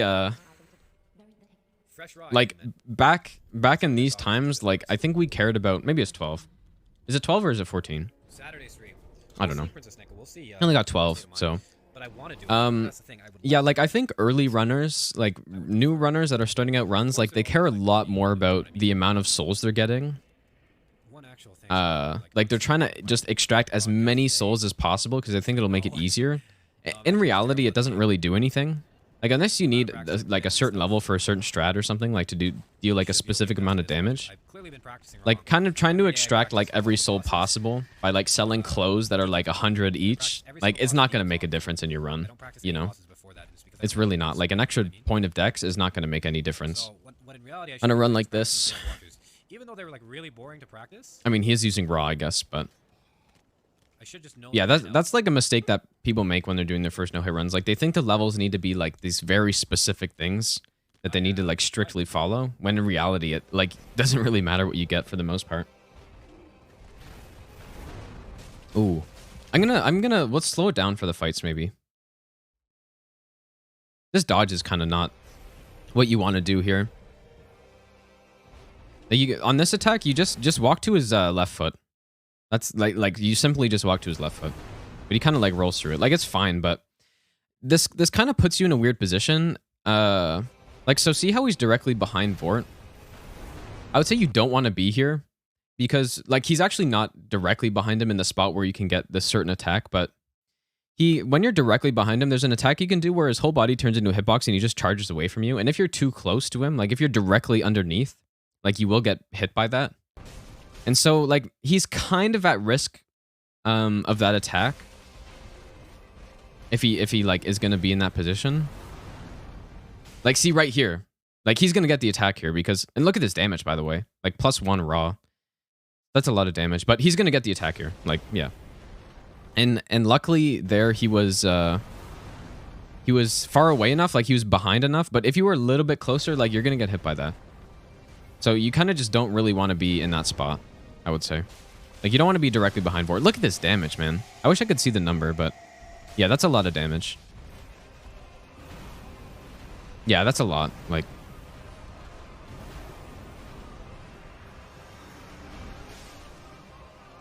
yeah, so basically, aside from maybe dodging that swipe a bit incorrectly and being in a kind of not a great position, being behind the boss, like that's totally a fine fight right there. Okay, so yeah, now this is interesting. This is a little bit slower to do it this way, but maybe he just wanted to like get the boss out of the way first or something. But he's going to get the banner after, and he's just going to bone back, I guess. It's a little bit slower, and you're wasting a bone, so. Not sure what the reasoning is for this. I want one more run. Nuke Killer, thanks for the follow, man. Alright, speed this up again. Oh, nice. Doing good. I forget, are there hotkeys to speed up videos in this? Or is that only on Twitch? Whoops, what did I just do? Just because. Maybe that's only on Twitch. I don't know. I wanna get away from Abyss Watchers for a while. Ugh. Whatever. That's it. I'm curious to see how he gets through settlement here, actually. Like, a lot of these strats are probably still being used today, I bet. Fresh Raw, thanks for the follow, man. Appreciate it. Oh, is it Control Plus? Okay, thanks. Control Plus and minus. Perfect. So you said you watched my past broadcast. Of course, you don't have to answer if you don't want to, but how did you stumble upon my past broadcast? All right, you got it, Melody. Or is it? Infinity Moo, thanks for the follow. Oh, undead settlement. I don't know. It doesn't matter. Legit, just go to die. Wait, so he went to pick up those bones, I think, right? Bones and skulls. He's going to throw skull here. What a lot of people do now, I think, at least, is... Or what I do is I just throw Black Firebomb for these dogs at the gate. Just to save a skull. And, you know, it might be a little bit faster, I guess. Sometimes that guy will, like, stop, and then he's getting this bonfire, which is... He probably doesn't use it. But, It's resulted in a hit once in all my runs, but still. I'm very tempted just to dodge through these guys. These guys can be annoying, actually. If you're not going to be Ray Dimitri and just walk up to them and smack them. Like, this is maybe a little bit too much here, but I guess he's baiting them all back and going around. Like, you can just kind of simply roll into them and attack. Or what I usually do, like if I'm doing Master Run or something where like it takes like 20 hits to kill these guys, is if you notice that they're close together, you can stagger them both in a single roll. Right? So back, like he actually has an opportunity to potentially do that here. Right here. Right? So like you could go and roll into both of them and then just circle around the back here. Just like a simple way of doing it, I guess. Or even here, you can like very easily just roll into this dude and then like you'll have plenty of time if that guy attacks to roll into the next one as well. He's being like, I think a little overly cautious. Again, another situation here, you can roll into both of them at the same time. So it's just like something to look out for, I guess, when you're doing this part. Because this door is really annoying, actually. But yeah, rolling into them staggers them, of course, so. Thank you, sir. Doesn't get the bundles. Something's it's starting to pick up in the back of my head a little bit of like aching. I'm curious about his upgrade pathing here too. Like, he doesn't get the Titanite shard there. He got the one that's I guess he's already +1, so doesn't get the buffs as well. anything Also, like he that, almost just dead walked into this guy. or tired or Look at that. Look at that classic Dark Souls camera right there, dude. like sick Like- or dead or Like this is a guy. Like tired. this is an active guy here. Fuck. He's kind of lucky, but he was unlucky and then he was lucky that he like caught himself. But look at this camera, dude. Tired. Look at that camera. Fuck. Wow. It's almost happened. That's horrible. Or anything like that. IPB. It's never when I'm in really like top. Yeah, this is all very standard stuff. Grab the soul here and why doesn't he grab the soul, man? That's when you're gonna PB. He doesn't grab the shard either. I guess he's just gonna buy them all. It's actually Hob said you're doing great. it is more efficient to buy the shards, or to not buy the shards. I mean, to just pick up 12 Titanite shards. It's just more efficient. Tired. Dead. No, not dead. Like dead tired. You know. Like. But he's probably gonna be going up on top of Farron Keep and getting the ashes anyways. So I'd rather kind of doesn't really matter. I wouldn't really be getting this bonfire either. This is I'd rather do it that way. The Deacons is not. he's very relaxed here, dude. Like he's just gonna dodge past this guy and The Deacons You is know. not something that it's like do whatever here. you need that skull. Wait, did he kill the guy? Was that intentional? The Deacons is not something that it's like. All right, you need that. I Skull. think he killed him. I heard a Whereas soul the skull there. could save me in a lot of trouble here. I wonder if that was intentional, actually. I just have to figure out how to use it properly, basically, when it comes down. He's getting the bone shard Willow. for Maybe. probably no reason. Willow, I don't. Well, I do, but I don't really use it. Pretty sure that's not for any reason right there. Pyro Technus, thanks for the follow. Welcome Wait for back. everybody to die. BB. Let's go. Hidden fork, man. No, I don't think Faraz parried Pontiff. Mortician's Ashes, of course. Okay, wait for that Buy arrow. 6 skulls and you get some fire as well. If we can get past Abyss, yeah, we're gonna. Yeah, this is pretty yeah, no branches. No branches were used at this point. And I don't know if it's cuz they like just didn't realize that they were existed or they didn't allow them. I remember like kind of when I started doing no hit runs, like branches was like a topic, you know? It's like, "Oh, should we allow them or not?" And I think we kind of lean towards not using them, but like doing and getting past Abyss Watchers, he's going to grab this bonfire. which means I need to spend more time on Abyss Watchers. Which means Very it's not really necessary like time on Abyss if you compared this route to like the kind of the modern any percent, it's like it's night and day how different it is. I hope you enjoy. It's a long one. Like I would be doing thrall jump here, skip this entire area. Save a lot of time. Like his run's gonna be like nearly 2.5 hours, right? So not quite. shave. Maybe like 220. Need to refresh. But yeah, I mean some people still kind of do it all this way, right? Like maybe most people do even. Need to sleep. Yeah, you go up here, like people still do this all the time. Nowadays, what you can do, like what I found that you can do is jump up on this like little rock up here and then like de-aggro those guys so they don't chase through the door. I'd be curious if they chase into the door here. It's possible. I do hope so. OG route no hit. Well, I've already done my OG route no hit 4 years ago, so And turning out to be a beast. I had to pass the yeah, there is somebody behind him though, and this is exactly what jumping onto that rock prevents. See this guy? Good, sir. This guy can catch you in the door pretty easily with his like little sprint attack. Sigurd. Yeah, this is kind of sketch actually. I love when this And yeah, he actually like you can just go down here. I don't think he's gonna fall on me, but still. He did that right, but that's like that's kind of what you want to avoid by jumping onto those rocks I there. can't believe you're still awake, man. Just you know, don't even have to worry about this guy jumping down. Wow, that's not Scary. the way to dodge this. Aris Worked, I guess. Hello, sir.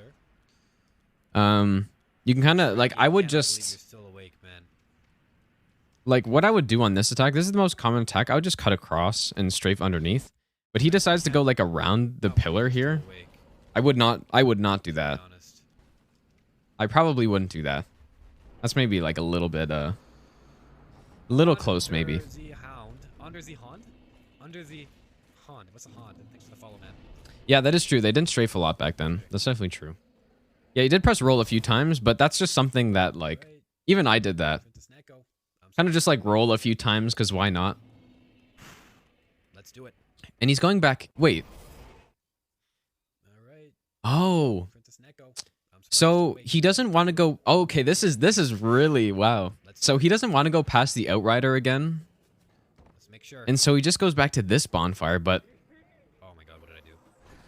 Please don't see me. but like running over this bridge is way more dangerous, I would say, but Man. yeah, wow. Just casually hitting shit while she walks around. This is not some like this is yeah, I don't know. I don't know if all the runners at this point did this. Probably not. Yeah, he's gonna dodge past these guys again. This is definitely slower. Black Dragon, welcome back, man. I'm not sleeping. Definitely slower. Okay, Princess Echo, I'm sorry. I'm sorry. But yeah, he's gonna go up and get Flynn's and Clornthy, of course. Sergeant. Major I hope he doesn't let Sigurd kill the demon or something. That's something people used to do. Maybe people still do that now. I don't know. Rubberhead, hopefully this one's the one. I don't know, man, but we're hoping that this will be well, this is Wait for the last demon? rubber. This is what you would normally do. Hopefully this is the one. Like, I think the thing is, most of the stuff in this run will still apply. Thank you. But, like, it'll be interesting to compare the differences between, like, this kind of run and, like, the run that's kind of the standard now. Or maybe not the standard, but the run that is, like, How possible. that skull is gonna work, I have no idea. Right? Like, a consistent no-hit run at this point can be more than 2 times faster than this. But I'm pretty sure they'll Here, walk back if I Did he not pick up those skulls? Oh, he forgot them.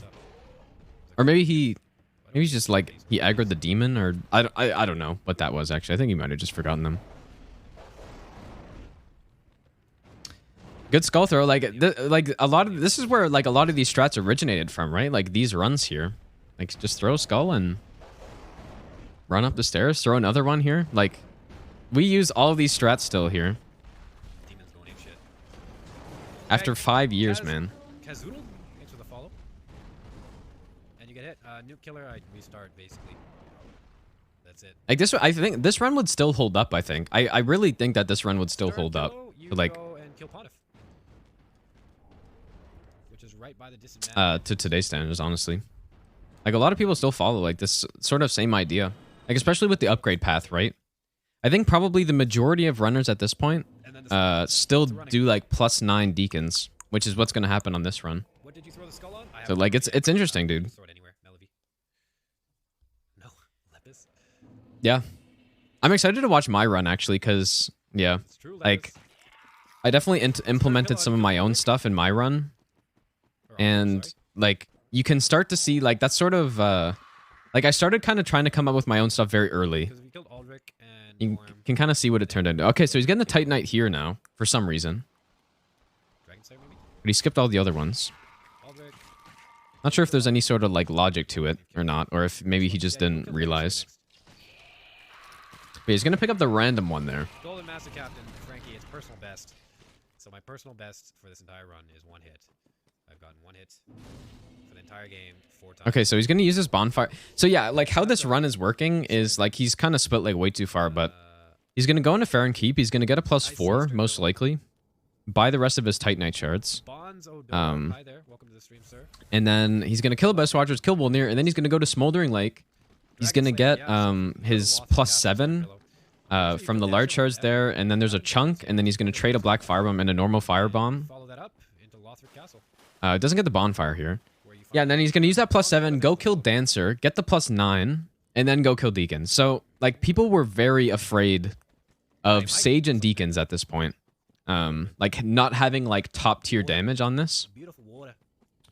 And so that's why they started just getting as much damage as they could for Deacons so that they just wouldn't have to worry about phase 2, which is it's a very reasonable thing to be worried about, I would say. Still going, still going. This is my last run. No, he's not going to get Farroncoal because he's raw infused, and I believe he's going to stay raw infused this entire run. Sprint at me, man. And obviously that's not optimal at all, They but are some of the weirdest NPCs I've ever seen. They go I mean, I guess you can save some levels and just pump endurance or something. Stern Pillow Dancer is pretty tough to kill if it's the first time you're playing, yeah. Did he buy the... Please don't tell me he's going back. Oh, he's going to go back. He's totally going back. Okay, he's not. Good. Alright, I'm alright, Banta. Oh, you know what he does, dude? I used to do this. I wonder if this is on my my first no-hit run. Okay, so Man, this is a horrible strat. This is a garbage strat. I reset so many runs to this, dude. So I think I'm going to. Just killing the slugs. I remembered, man, this is like taking me back. I remember doing this. Killing the 3 slugs here. Like, most of you guys probably haven't even seen this before. But yeah, what you do is you kill the slugs. And then you bait down the Gru here and kill him with the fire, dude. Oh, this is such a bad strat. And I used to do this all the time because I just copied Faraz. But look what he's going to do here. I lost so many runs to this, man. So many runs. Look, he's going to kill him with the fire.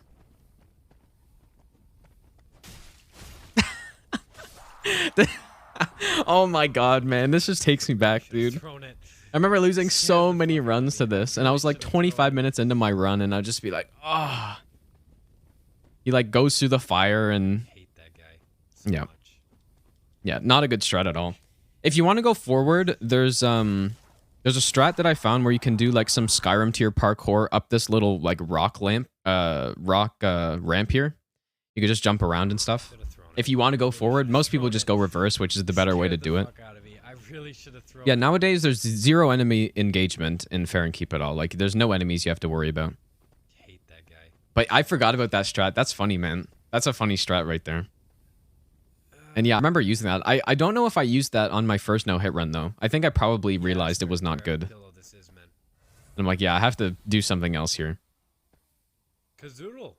Nice job, man. Yeah, and then, oh, the old school strat of killing the next Gru as well. My PB is 33. That's wonderful. Will you stream it? I almost want to like pull up a video of reverse Fair and Keep to show what it is right now, because it's like this is an area that like honestly, getting my first no-hit run, this was a brutal area, dude.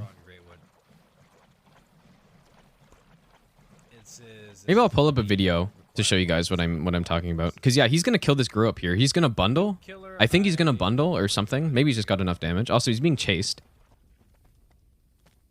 Oh my god. He's being chased. But yeah, he's gonna kill this guy. And he's just got enough damage. He doesn't have to bundle. But I used to grab my like, you know, my weapon, whatever I was using, and just bundle for that guy. And I did that for a long time actually. Like doing forward swamp. I did that for a really long time. It's kind of lucky this spear Gru isn't chasing him further though. Oh, and then dropping around, dude. Yeah. And then what the problem with this strat? And I remember I was very excited one day when Caddy, thanks for the raid, by the way. I remember I was really excited one day where I found a way to jump over one of these rocks on the left. But the problem with going this way is like if you miss your roll recovery or something, there's two Grus down here, like crawling guys, that will chase you very far up here. Like you hear them?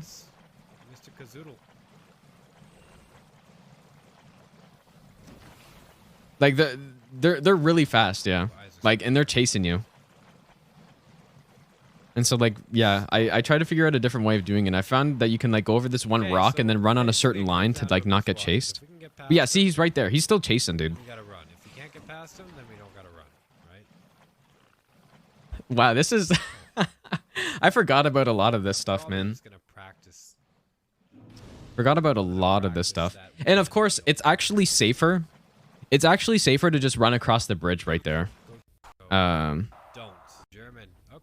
It's safer to just run straight past this bridge. You almost never will get hit. And if you run the proper line and like maybe roll if you have to roll, you won't get hit if you just run across this bridge. You could get hit grabbing the bonfire though. That's one thing. That's possible, but. Oh, no full German stream, I see. Also, Kazoodle's in here, dude. Holy shit, man. Is Kazoodle in the chat right now? Man, he was around that long ago? That's insane, dude. Good old Kazoodle, man. I thought I heard Frost say his name. Kazoodle's been around for a long time, man.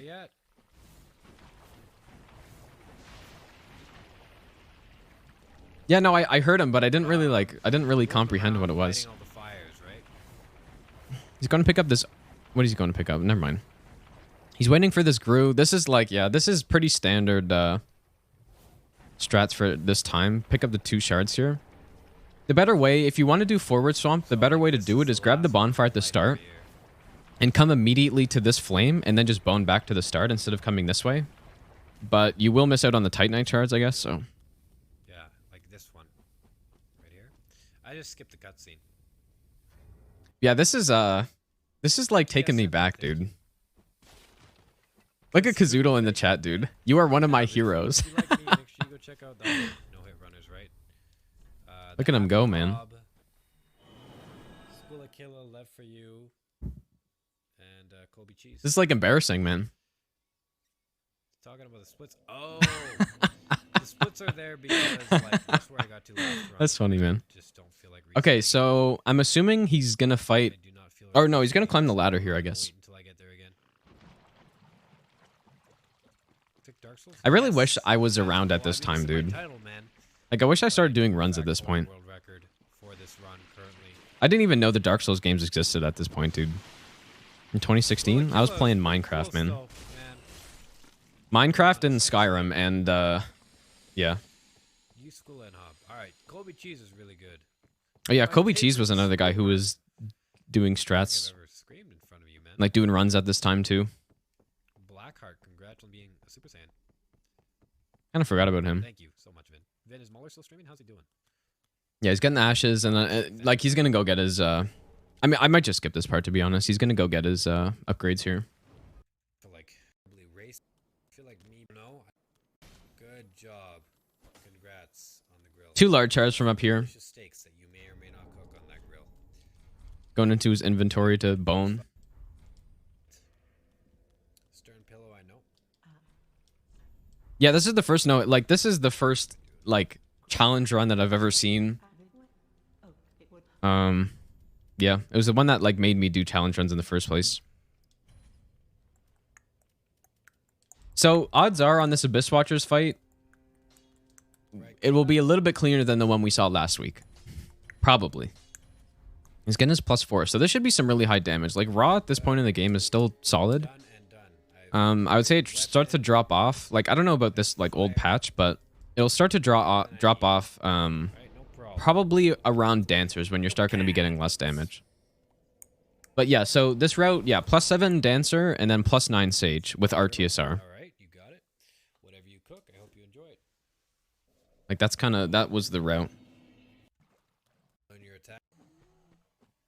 How is he gonna do this part, I wonder? Let's hope.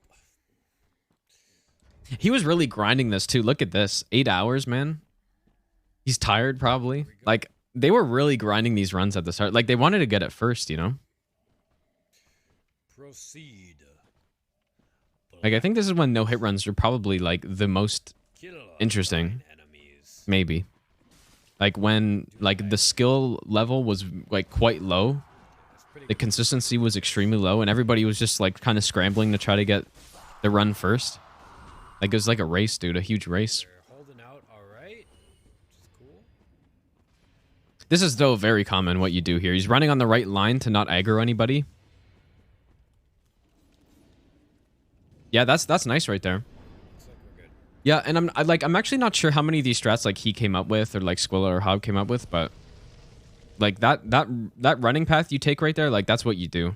Like he did that exactly how I would do that right now still. He's been playing a lot of I want to be the guy lately. That's not the attack I wanted. Nice. I'm kind of curious about the damage here. I wish I could see the damage numbers he's getting, but it's going to be pretty solid. It's probably going to be like straight sword's actually better for Abyss Watchers than Twin Blades are. But let's see what kind of punish he does here. Fully charged are 2. Ooh, okay, so what you can do with straight swords here is you want to move a bit to the side or at least angle your body so you're going to move a bit this way. But you can do a fully charged R2 with 2 R1s, and that's why it's better than Twin Blades here. But see his angle here and how it rotates the Abyss Watcher so he's facing him? Like, if you went for 2 R1s, you'd be Ray Dimitri, and you would have to get lucky to not get hit, basically.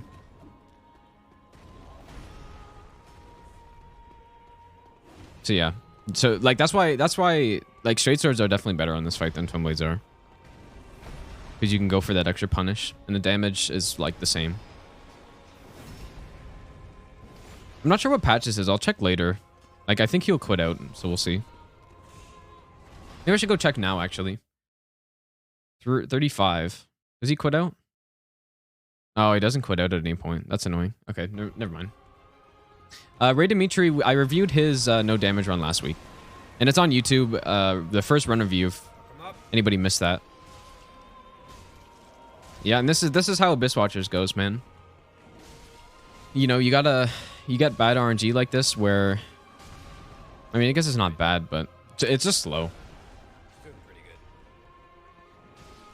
Doing really good. Nice job, Red.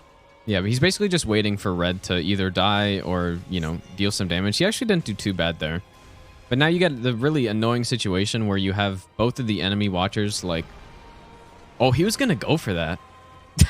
He was looking to go for that, dude. And maybe he could have gotten away with it, actually, because it's a one hit, but... Yeah, he's got both. It's tough to punish unless one of them idles like this. So yeah, he's gonna go for it. This is right. Even though it's the not real one. Ooh. Okay. Yeah, this is the type of RNG that would really annoy me. Like just a really long fight where like red is... Like he's doing stuff, but it's just making it slower because I have way more damage, but... That's not bad. That's not bad at all. Nothing, like literally nothing wrong with that. Except for maybe the only thing that you could improve there is going for a bigger punish on the backstab follow-up. That's the only thing. Scary. It's gonna buff, which most of the time buffing on this fight doesn't really do anything, but like it's not really gonna change the number of backstabs you have to do. Yeah, back in the day they didn't backstab that. I think I was actually the first person to start backstabbing that on no-hit runs. And everybody, at the time, everybody thought that was like a huge deal. It's like, whoa, Gino and his like glide backstabs. But yeah, so, like the fight is significantly slower if you do not go for that because he kind of just spams that attack. Like what he's waiting for is the flip, right? So, like, could have gone for that. He's waiting for the flip. Also, his camera management's kind of weird, but he's waiting for this. This is what he's waiting for. He's going to bait it out, circle around, no mid-air hit. And he's going to go for his, like, I guess just a single R2 here? Yeah, you can easily go for 2 R1s on that right there, in that case. Yeah, this is going to be a long phase too, actually. Like, normally a straight sword, especially +4, is going to be 2 backstabs. And, like, you can do it relatively quickly if you're doing... the backstab on that like glide attack. That was a little close actually. If you did like the double spin after that, might have been close.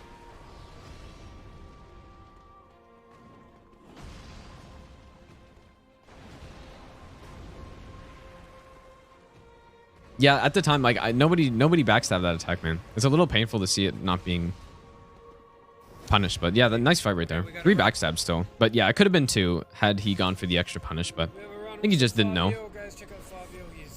Simply just didn't know. Wonderful guy. Yeah, I wish I could see the damage numbers. Yeah, I kind of wish I could see it. Promised I would check to see. All right, into catacombs. This is gonna be probably almost all the same stuff. I don't think he's gonna firebomb the rats though. I think that's something that I started doing a while ago when I lost a run to one of the rats, like. Just like doing like an instant attack basically and roll catching me. And so that's why I started throwing firebombs there. I think most people do that now.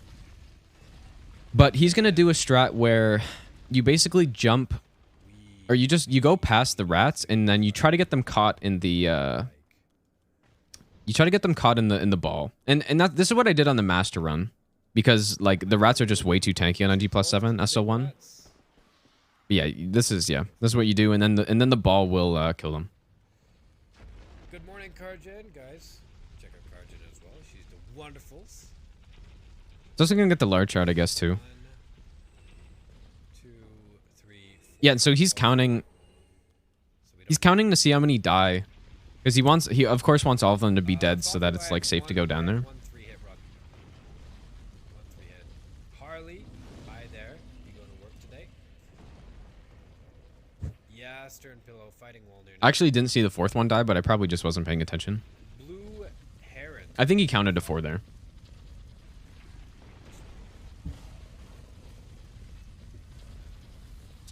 I'm assuming he's also going to go get blood ring. So yeah, like blood ring, I believe it's 3 frames extra that you get. So the base roll is 13 iframes up to 16, which is like massive, right? It's either 2 or 3. I can't remember. Oh yeah, no, the rat's still alive. Okay, and he's going to kill him. Ooh, this is not good. I don't like this at all. That wasn't bad. That's safe though. Yeah, on older patches, I think it was the same as Quickstep. I think you're right, Gio. Yeah, I think it was 4. It's really Not gonna buff for this guy. Fire. These guys are really weak to. What's up, Fortia? Good morning. Like they're really resistant to. Ooh, this is actually dangerous. And it's funny. I've seen a meme before here where you push this guy up onto these like bodies, and then your swinging of the move, like your character moving down, forces the game to think that the slug is on top of you, and then he just teleports onto your head and starts sucking you. I've seen people lose runs to that. So that's probably like not a good idea to do what he just did there. The video that Muller made with the Osiris voice, that's pretty cool, huh? No, they didn't use firebombs at this point. Stern pillow, yes. Gravit's pretty rough. Not really. I'll be honest, man. Pretty rough. Like firebombs are very useful on these runs. Like I don't even know if he's like he'll probably use one firebomb at the cathedral, and that's probably it. And then he'll trade one out. But I was kind of the like they always called me like the firebomb guy because like I just started using firebombs everywhere. Yeah, he starts sucking you. There was Sucking you off. There's a slug there. You could hit him actually. But he's gonna sneak up here. That back guy's gonna aggro though. Oh. That was actually really bad what I did. Yeah, you hear him, dude. He's like, yeah, that was really bad. It's like, yeah, that was pretty bad. Yeah, firebombs here is like firebombs in throughout the catacombs are very nice. Also, this slug is still hanging around somewhere. Oh, that's slime. There's a couple of them. This is not good. This is not very good. He's aggroed 2 extra slugs and he's got skeletons flying everywhere. I get fucked. Okay, we're good. Okay, Look fair like enough. you curl, Scorpia? I don't There's a slug gong show, dude. Evers. Forever, ever? No waits. This guy is just gonna sneak past him, I think. Well, let's see. Like, I think the strat on this guy was still the same. Alright, Fortia. But yeah, like we still do a lot of these strats, man. That's where they all came from. Check it out now. Like, it's pretty cool to see where they come from. Like, I feel like, oh, he's a little slow here. I can't hear him. I don't think he actually aggroed. Bitch slime, senpai turtle. But yeah, it's cool to see where a lot of these strats came from, though. What's up, Blue Game? How you doing? It's been a very long time. Like how far runs have come from this point. But yeah, but a lot of the strats are still the same. I don't think I missed anything, did I? And if you watch somebody who does like kind of a more traditional route like this, where they're getting +9 for deacons, like it's going to be almost identical, you know. Okay, let's do this. But yeah, I don't know which hand. Going for both hands is still reasonable, but look at this. He's going to get a plus. He's going to get a +7 before Wolnir right here. Wow, I haven't seen this in a long time. I bet you there's people who still do this though. I wouldn't be surprised, but at the time when I started doing runs, almost everybody did this. But then I'm like, wait, why? Like, what? Like I tested Wolnir fighting him +4 instead. I'm like, it's like 2 extra hits. I'm not going to like do this beforehand and like waste a bunch of time, you know. But yeah, literally everybody did this when I started doing runs. Like all the new runners, the old runners, they got their +7 before Wolnir, but you know, you're saving like 1 to 2 hits, so. G1, you don't even know the. Do a lot of people? Wow, interesting. I wouldn't expect that, but. Thanks, Vin. Yeah, and this is going to be the slower Smoldering Lake, which I did for a very long time. Faster way of doing this is going straight for the bonfire right away. First of all, I wouldn't be doing Smoldering Lake on a non-all bosses run. I would only be doing it on a run where I have to come here anyways. But a faster way of doing this is grabbing. That was kind of close, but he rolled that.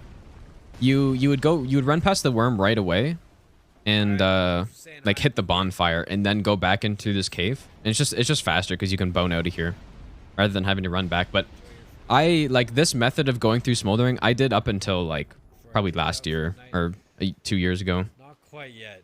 Like basically just the exact same. Not quite yet. I need a lot more. Well. Yeah, that's true, Gio, for sure. Like, yeah, a lot of people think that like, yeah, exactly, more damage is better. But in so many cases, like what I said earlier about using a buff on Abyss Watchers, like get that. That's a perfect example. You're getting more damage, but you're still gonna have to do 3 backstabs anyways, right? Like it doesn't actually change anything, so there's just no point in using it. But you have to go. There's actually. And that's like, yeah, that's definitely a mistake a lot of newer runners make. I think is thinking like, oh, if I can get this extra level, you know, if I can get this extra point of dex, that's gonna be good. So I'm gonna like pick up all these extra souls and stuff. In reality, you know, it doesn't actually even make a difference. So there's just kind of no point. But it's a hard area. Yeah, exactly. That's a good point. And that's been a theme in this run already 3 times. There's been 3 instances where I've like mentioned something like that. Honestly, I'm gonna say I doubt it. If I got hit in chunk farm, I've been getting hit lately in absolutely terrible places. So. He's gonna get past this. What'll be interesting here? Like he's just gonna roll. He's gonna go past. What's he gonna do here actually? Yeah. Okay. So this is the very old way of getting past this snake here. You got it, Vin. What you do is you wait at this tree, and then you wait for the worm to not do this attack. Like, so you count to 3 here, and I used to do this all the time. And I think on my first run, I probably did this. Like, this is, you know, not a good strat compared to what you can do now, but he's counting, he's waiting for 3, and then he's just gonna go. And I remember Squilla, like, spending several minutes here sometimes, just like, you know, waiting to get the right timing right and stuff like that. Like, this works. This is consistent, but it's really slow.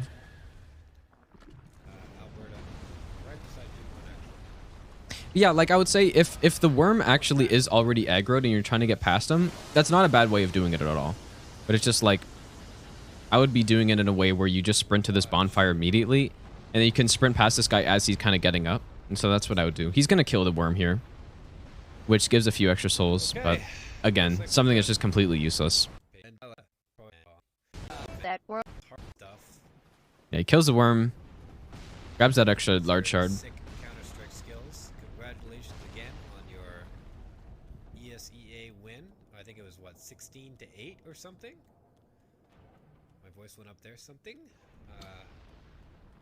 Strats for all boss and DLC. I don't know if there actually is like a good video on that at the moment. Like, I guess maybe I should make that, huh? All bosses tutorial or something. People have been asking me to make that for like 3 years. +6 pond without smoldering. I mean, you know, just do like get ready for bed stuff. 10-15 minutes. Like I think they're 12 large shards. I don't know. Who did you get that heart from? I don't think it's worth it. Like I can't think of any situation where you could do that efficiently at all. You'd have to be picking up large shards in smoldering, or not in smoldering, in Earthal, and there's just kind of no point in doing that. Like, you'd have to go back before Pontiff. Which maybe, I guess, if you're like... It is possible, though. Yeah, it is possible.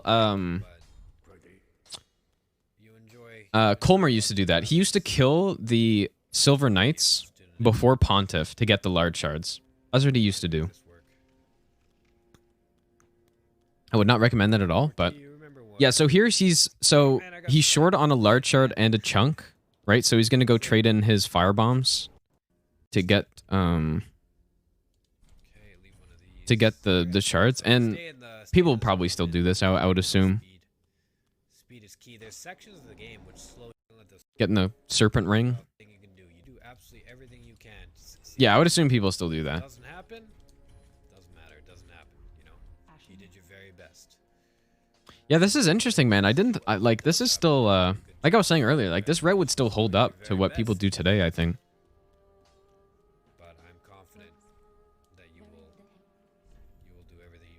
Yeah, and of course he's raw infused, so he's not, you know, he's not gonna get any levels from, or any levels putting towards like damage stats, because obviously raw takes away the scaling. So if I get this record, it's because I'm doing absolutely everything I can. Yeah. Yeah, and he's gonna run back to Wolnir. So this is extremely inefficient. Like, if you're gonna go to smoldering, it's best to just kill Wolnir first and then come back. And then go to smoldering, I mean. A lot. Makes it hard to actually gauge where he's at. Yeah, I kind of forgot this was a thing that people did. And I guess still do. Man. Interesting. I'm alright. Yes, sir, G1. I think actually in my first no-hit run, I might have killed Soreg, dude. I might have killed him. I think I might have killed him. Just for the extra souls. So funny, man. Probably about 12 hours ago. Yeah, he probably starts around. No, he can wield it effectively. Actually, no, He can wield the Sora Straight Sword effectively. 15 hours ago. My God. Like he's got the faith and he's got the stats for it. Like you need the stats for it, but then and now like once he gets it raw infused and he can wield it, then he's gonna start. Then he starts just pumping endurance. Okay, so starting on this side, either side works. I personally, for most cases, I start on this side as well. Didn't have to roll there, but that's fine. Yeah, this is basically how I still do this. Yep, this is how I still do this right now. Exact same way. He's got a lot of damage too. He is +7 to be fair.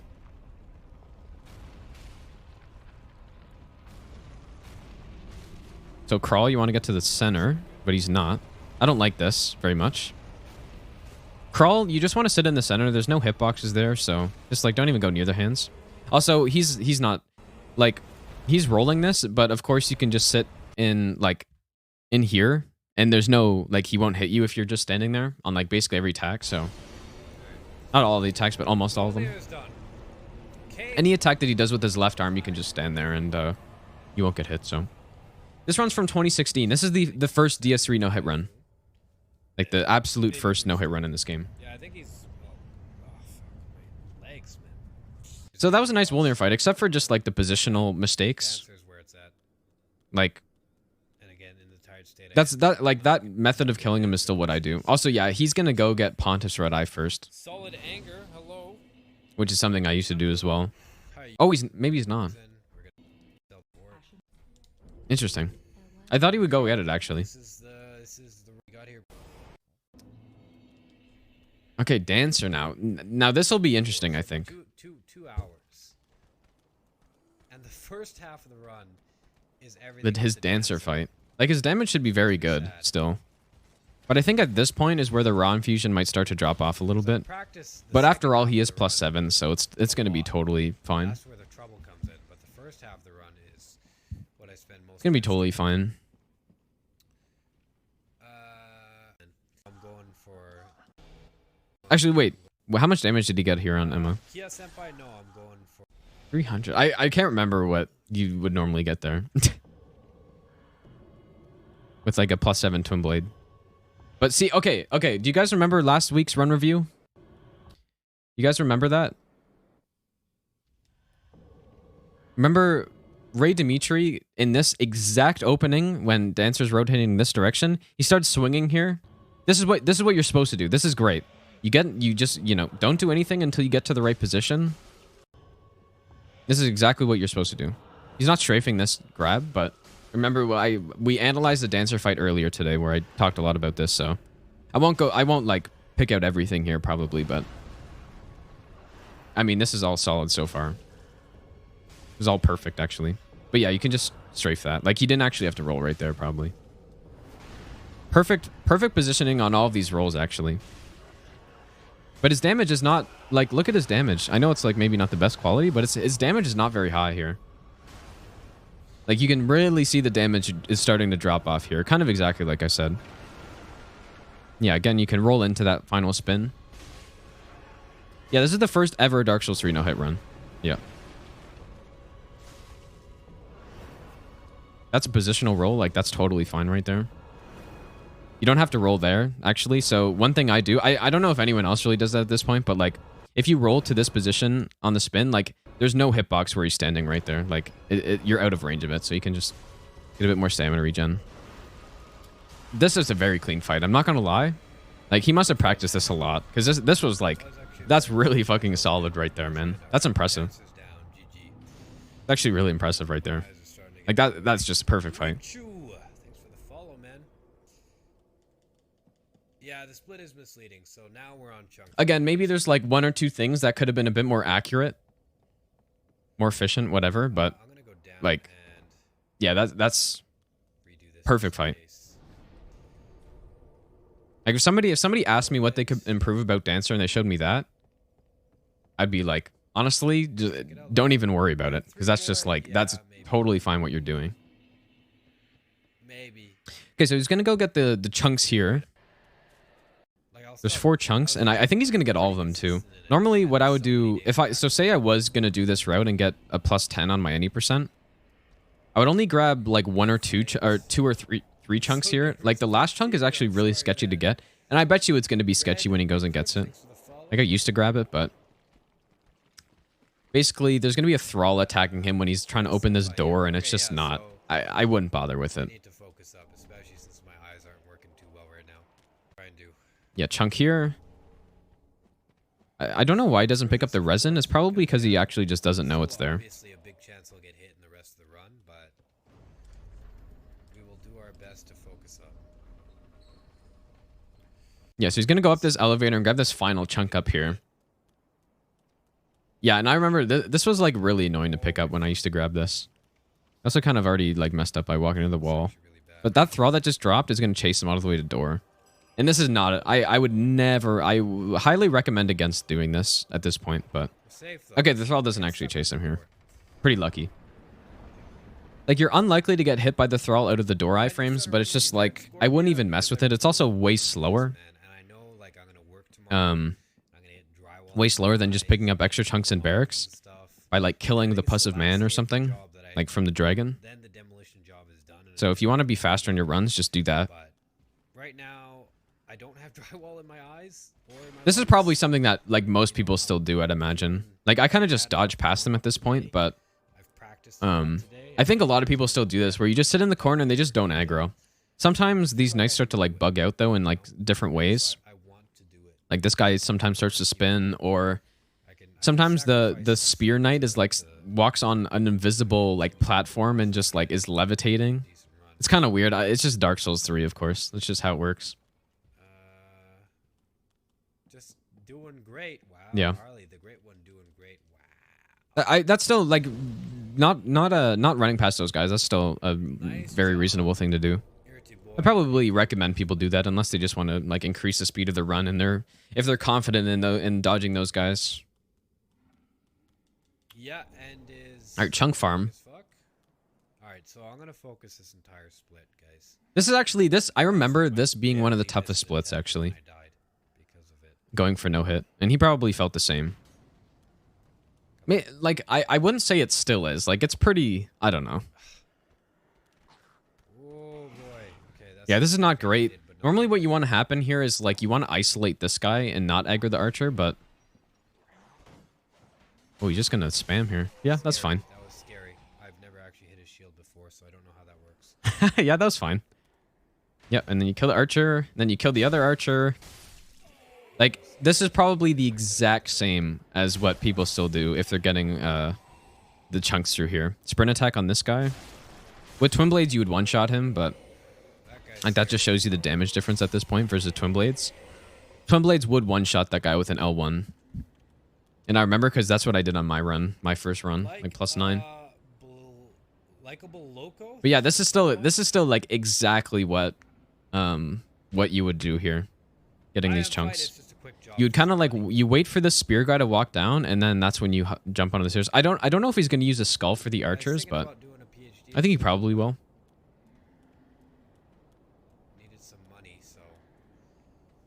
Got some friends together and we're doing a double. Yeah, he's just waiting for him to come down. Should sustain me for a while. Yeah, and he does throw skull. I think a lot of people threw a skull at this point. Maybe people still do. I don't know.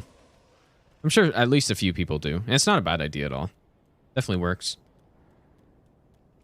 Yeah, and he's skipping this bonfire because he's scared of enemies chasing, and he's probably going to grab it, like coming around the back here once he's certain that, first of all, he's not going to get hit through the wall by an invisible arrow.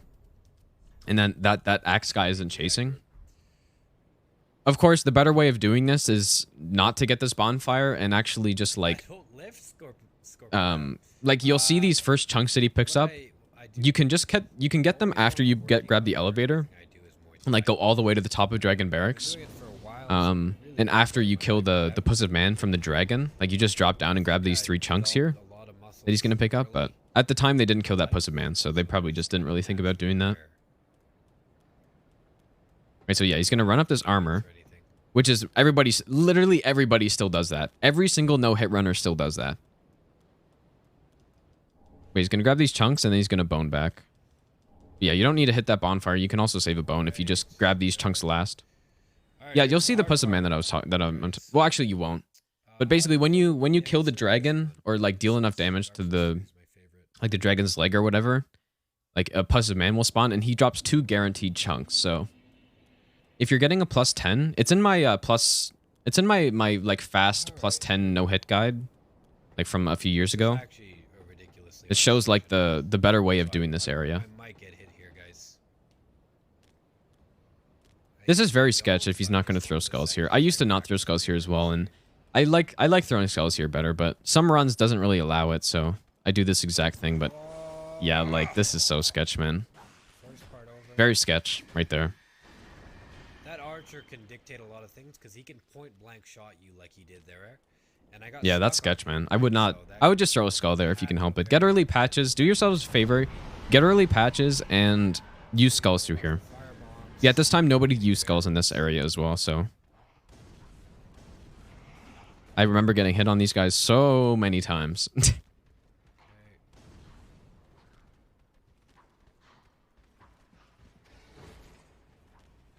Nice. A little panic rolling, but... We got a shine. However, I did 2 extra rolls there, so... I don't know if a little bit, but it's okay. Far away. I liked... When I did this strat, I like to get RTSR first before coming this way. Ooh, But right, I don't think it really matters. I think it's just you're way more likely to get chased by that knight out here if you come this way first. But I don't get a +10. Yeah, he's going to get the chunk and then he's going to back up and get RTSR. I'll have +9. Yeah, the puss of man that I'm talking about is like dropping down on the left side over there. And you can get 2 free chunks like that. And that's how you can kind of like not go to the gardens basically, or like save some time in the gardens. Yeah, so he grabbed the elevator. He's going to do DSA way later. Yeah, I know, man. And grab RTSR and use it for the cathedral. Because yeah, they just wanted to maximize the amount of damage they had for deacons and sage. Which is reasonable, I would say. Sell our soul, and we'll be good. Yeah, it'll de-aggro the knight most of the time, again. Like 99.9% of the time. Alright, I think I have a charcoal pine resin, But there's some weird stuff that can happen with that knight if he chases you very close. It's hard because I always do this in a specific order where I do the rest. So is he just pumping endurance here? Like, so he got his +9, by the way. He's just pumping endurance. Like, this is actually interesting.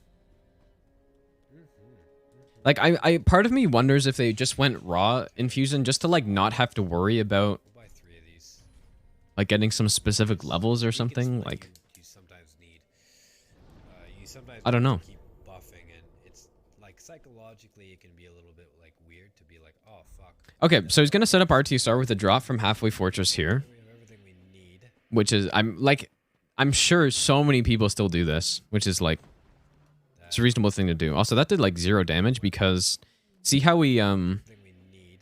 he landed on the thing in here. Like, you kind of just, whoops, I didn't mean to do that. We need.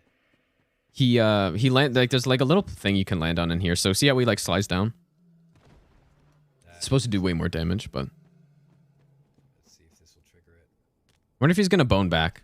Yeah, he will. So we fell Yeah. weird. We fell weird down the cliff, which caused us. Yeah, you hear him? He's got the right idea. He fell weird down the cliff is what he said. Like, that's right. And sometimes it'll cause you to take less. Yeah, exactly what he's saying is right. And then he does it Why is again. this happening? And then he does the exact same thing again. This cliff, man, that's so weird. So weird. Twice. I got a snap from Aya. Guillermo, doing all right, man. How you doing? Okay, 3rd time's a charm. Here we go. Jump or something. Do it again. That's There we what's go. supposed to happen. There we go. There we go. Is the RTSR? Finally. This should be enough for Sage very easily. +9 RTSR It's not gonna be a 4-hit kill like the twin blades are at +9, but it'll be Actually, a very maybe like scary 6, split when it comes down to it, 7. because of the volatility I would guess. of these enemies here. Stamina management is super important as well. Look at that big stamina bar, dude. He's actually doing this all perfectly though. Like this is still how I would be doing this now if I was running this way. Compared to Homeward Bone. Like it looks really easy, really simple, but I've definitely He's gonna plunge this guy. many There's a newer times strat now here. that probably most people don't do, but you can just like jump over this guy. And it's really nice on runs where like a plunge does like 1/8 of his health, for example. On like master run, where you can't really kill that guy very easily. Killing this guy is useless, but Alright, here we go. Desi, what's up? maybe he thought that the boss aggroed as soon as you entered, but the boss doesn't start to aggro until like right here. So, Ronan of Apathy, thanks for Let's the see. follow. Let's see what he does here. Could have went in on that. I think he just wasn't confident when. Oh boy. Oh, okay. Here we go. Finally, something that's not very good here.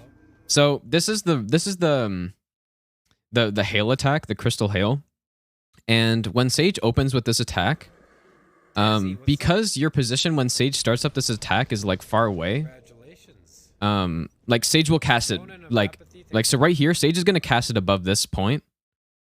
And so if you just run up to Sage, you're not even going to be remotely close to it. Like, see, you see it? No, you can't even see it. It's so far back. That's the best opener because you can just go in and start punishing. But what happens here is he doesn't recognize what's happening. And to be fair, this startup is almost identical to the startup of the Dragon Breath attack, which you would have to go to the side on. And maybe that's what he thought. But once he realized that it was that, he goes in and his camera gets messed up. He does an accidental roll, and here he rolls here. And he gets very lucky to dodge that. Like, that's very lucky. And now he's kind of in an awkward spot. But he gets back in. That was really bad by me. I thought he was going to do a different attack. Yeah, see? Exactly. That's exactly right. He thought it was going to be the Dragon Breath attack. So, of course, we know right there, but he doesn't know.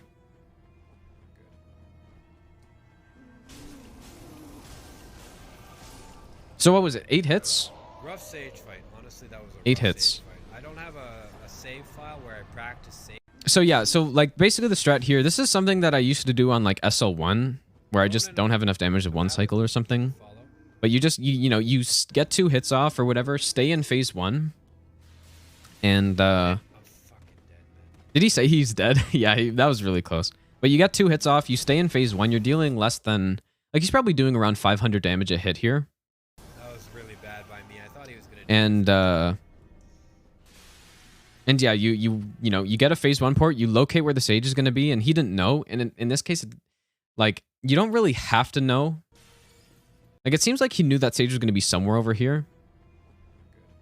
But yeah, it's obviously not a problem, and then you just finish off. Like, so this puts the damage in perspective here, right? Like, on SL1, the broadsword plus 9 raw infusion with RTSR will be doing, I think, basically just the same amount of damage. Maybe a little bit less. rough Sage fight. Honestly, that was a rough Sage fight. But I it's don't basically have the same, a right? So, save file like, where the I restrictions practice that they, save. or the So, difficulty that they added onto this run by using, like, a very suboptimal setup, like, it's very significant, right? Like, if they were using Twin Blades right away, if you probably would have been a lot easier to get the straight at it, run. you'll die. Because, yeah, That's Twin how Blades it there works. on this setup with a sharp infusion and with RTSR and all that stuff, it's 4 hits on Sage right there. Like, just 4 hits and Sage is just dead. So, like, effectively half the damage they're getting versus Twin Blades on here, which is basically the same as SO1. So, Doom Nizo?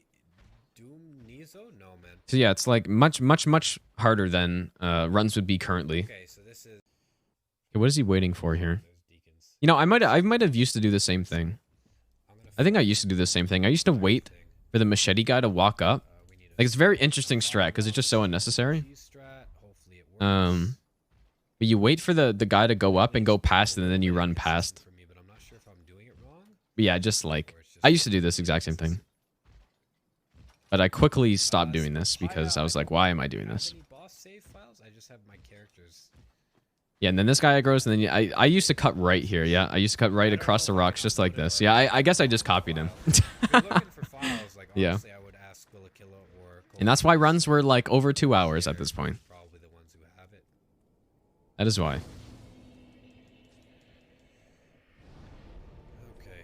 This cathedral is probably going to be the exact same. I bet. He's going to throw a skull here. He's probably going to black firebomb the dog. Like, this is all going to be the same thing, I think. Otherwise, he just fucking. Let's see if he does anything wrong. Which isn't good.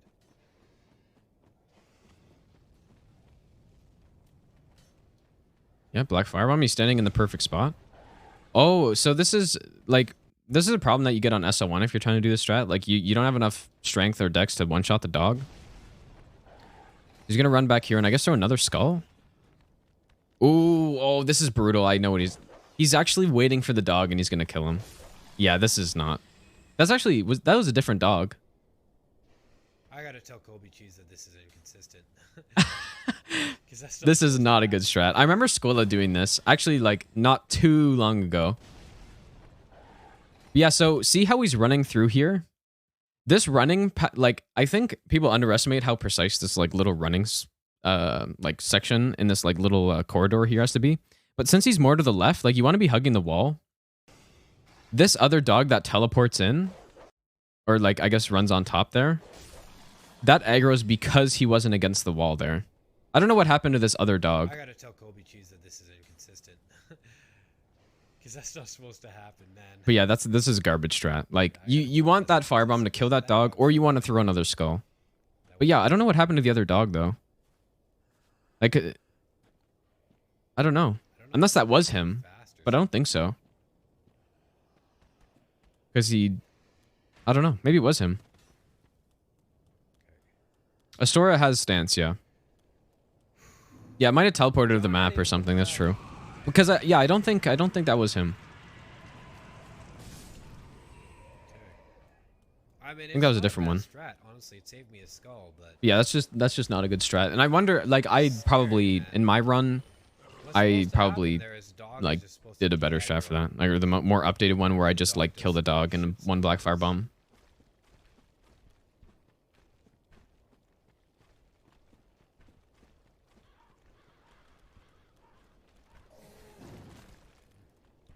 Yeah, I think, but like, I guess maybe besides for that part, I think this is probably going to be like the exact same as what we would do like right now. oh, bad. That was nice. That was nice what he did there, actually. Like, he wanted to run in between, but the warden just like with that attack actually sped up a little bit and just kind of like cut him off. And he did get lucky that they attacked at the exact same time. That was nice, though. Like, that was a nice way to survive. A better way to do this probably would have been to just cut around this way or cut in between here. Or maybe even just go around the other way. He kind of picked, like, the only bad way, but... Stuck in a really weird place. Now the warden might be chasing me. So, stamina management again. He's saying the warden's going to chase, but the warden chasing does nothing. Wardens are silent when they move, apparently.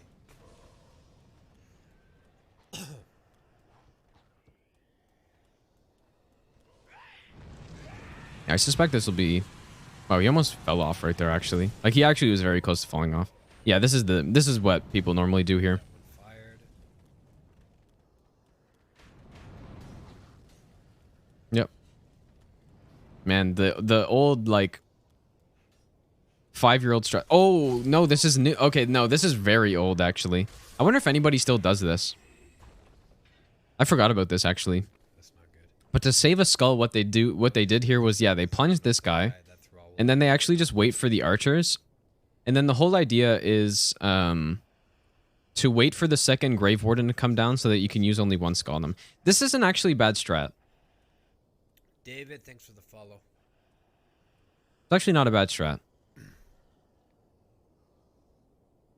Like, if somebody did this, like, over the double skull strat, like, that's very reasonable, I would say. Not sure if I did this in my first run, though.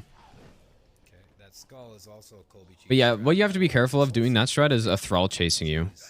Like, that's the problem with that strat, so... That stops the wardens from chasing you. Which actually is a pretty big problem. Yeah, the skull with the warden is like, yeah, that's still what you do. And so now he's going to dodge past this giant here. I think probably most people nowadays would kill the giant. Or, you know, if you want to go fast, you would do what I do and just, like, you know, jump down at the giant's feet and then quick step through, which is way safer than what's about to happen here.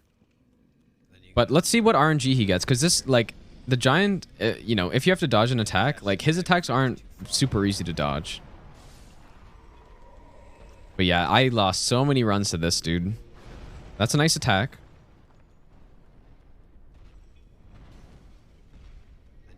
Okay, very good RNG right there. Very good RNG.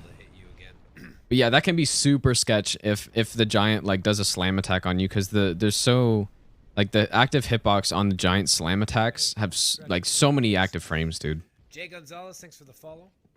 Yeah, good RNG. You didn't have to dodge anything there, so that worked out well. But yeah, I would never recommend doing that at this point. Just makes it harder. Either kill the giant or just drop down and quick step through, which is what I do. Yeah, that's what I would do. Don't try to dodge past him. I don't think there's probably anybody else on this like who has ever done a no-hit run or is actively doing no-hit runs right now that does this strat where you have to dodge the giant. You can barely get sniped by a fireball sometimes. But no, you would pick up Lloyd. Yeah, you have enough time to pick up Lloyd's and then just drop down. Yeah. That's what I would probably recommend if you want some speed, but you can just kill the giant. Killing the giant's a very reasonable thing to do. Mike, thanks for the 32 months, man. Here we go. Thanks, man. Okay, is this going to be like an hour-long Deacons? I'm very curious. So, 1930.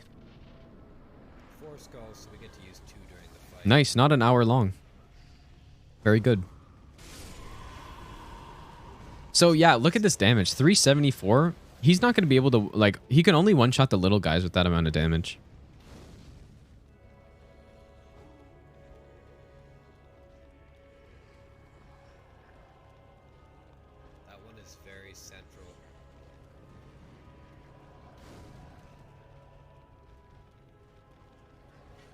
This might be a little painful. I'm speeding this up.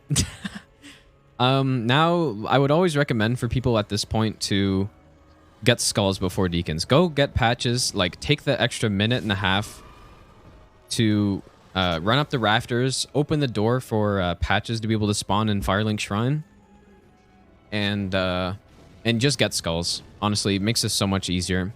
And plus, like, you see his fight was like, what, maybe 3 minutes here? Like, using skulls in phase 1 is going to save you easily that amount of time. Maybe not 3 minutes, but it'll save you time in phase 1.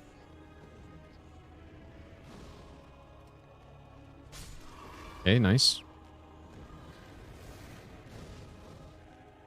Okay, that's 4. We need 1 more. So we have 3 alluring skulls. We can use 1 here. Yeah, wait for them to come around the back. Everybody basically still does this.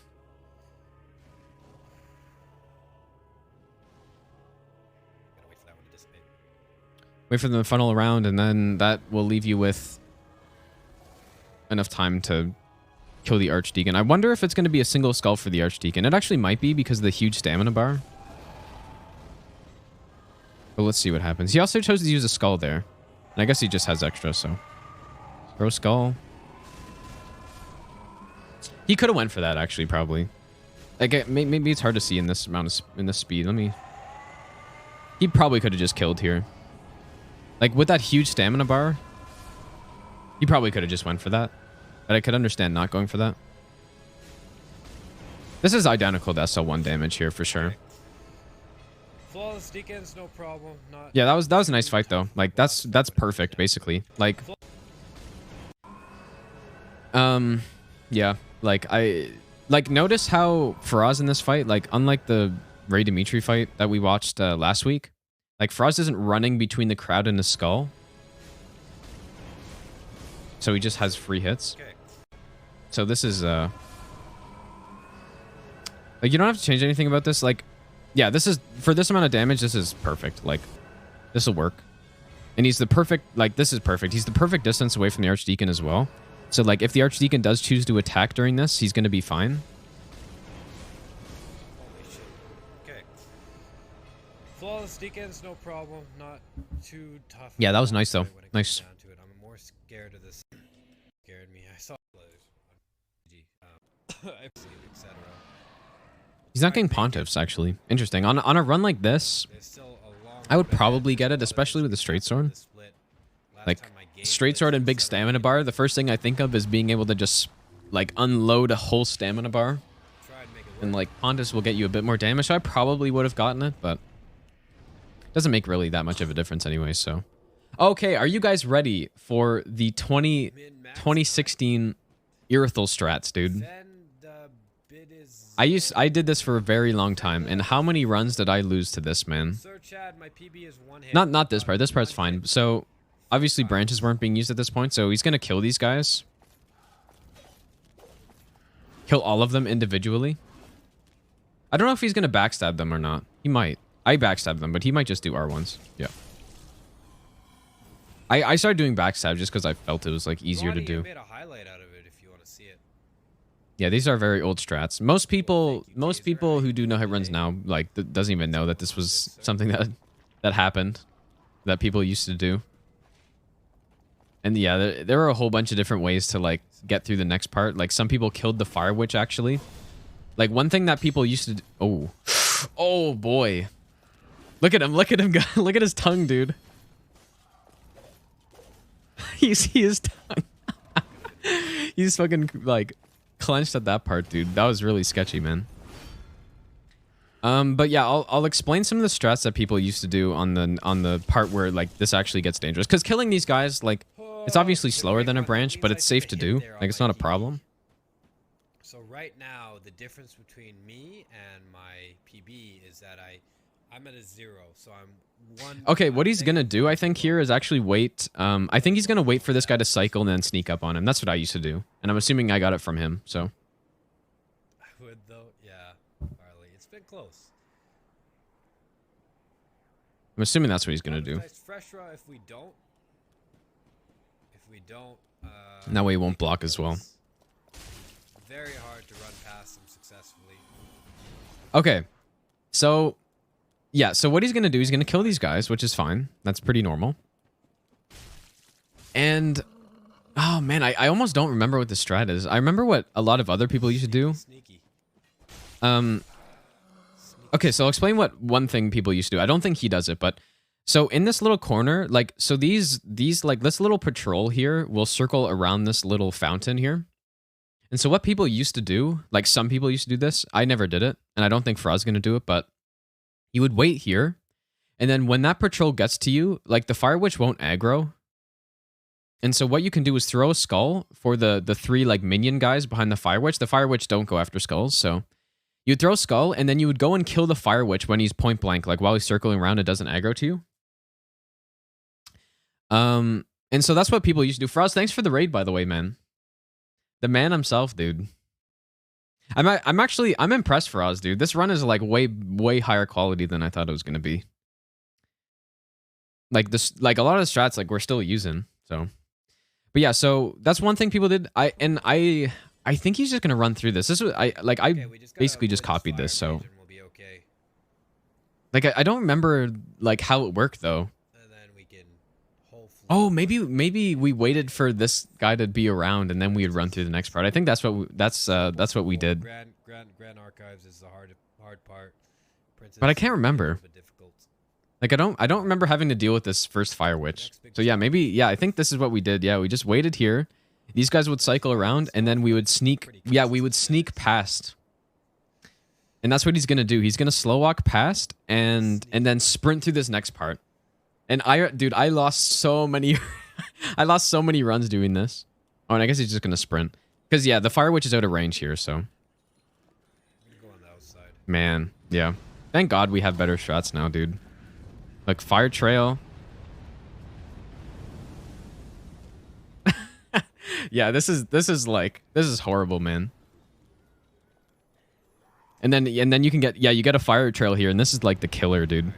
When that fire trail just starts bugging out and like circling around and stuff, and there's no way to like reliably dodge it.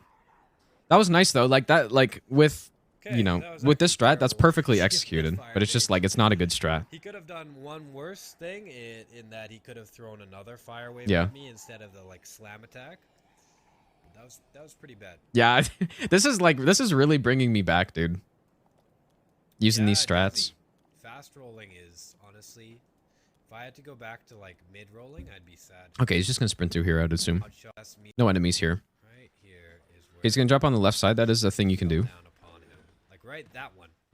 That Yeah, what he's actually talking about here is this guy dropping down. Like, see that guy dropping down? He can land on your head, and like I kind of prefer to go around the right side fell instead, down upon him somehow. just to completely avoid him. But It didn't make any sense. Like it was. but yeah, going up the left side, like that's people still do that, and that's totally barely fine. got him Like out of his that when I'm doing like a no hit speed run or something, I do that because it's just faster. So Faraz, yes, Kia senpai. What's up? yeah.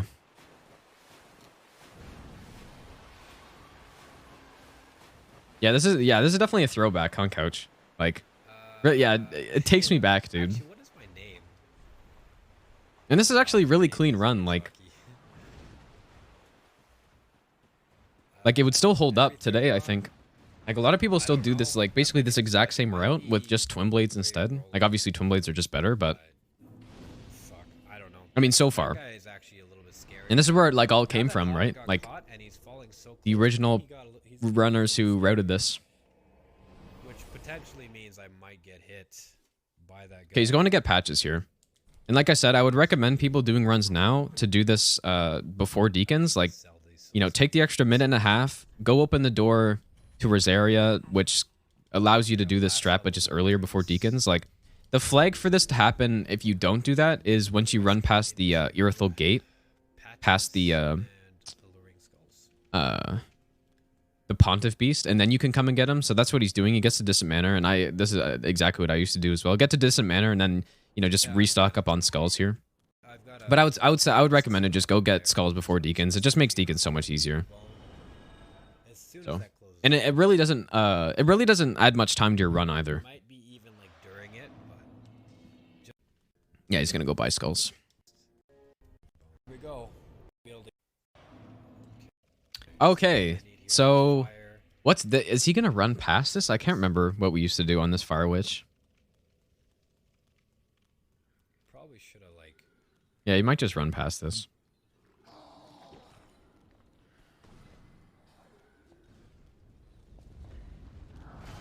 Yeah.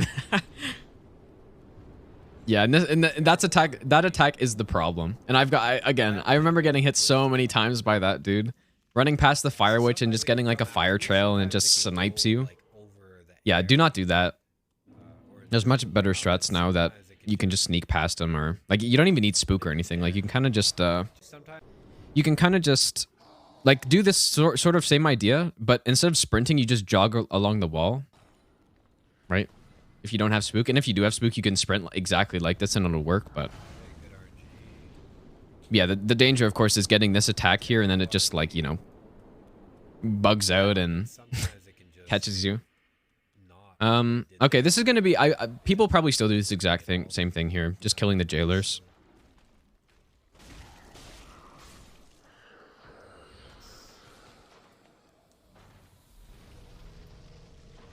That buff actually might make a difference here. This guy to walk. Yeah, wait for the jailer to go across. I bet you most people still do this. At this point, like if you're using spook, it's really simple to just like sprint through here and like roll the drain. But like if people want to like be safe through here, then this is exactly what I would say to do. This is where my game glitched out last time. Dropping down here and then going through. The hollow probably won't that mess with you. area. That area hadn't loaded yet. Like he's kind of his AI doesn't really do much. A terrible, terrible death. Squilla in the chat, dude. Luckily, that's not the case. I guess that just happened. That's like a 1 in a million thing or something. No dungeon skip, obviously. A little bit close.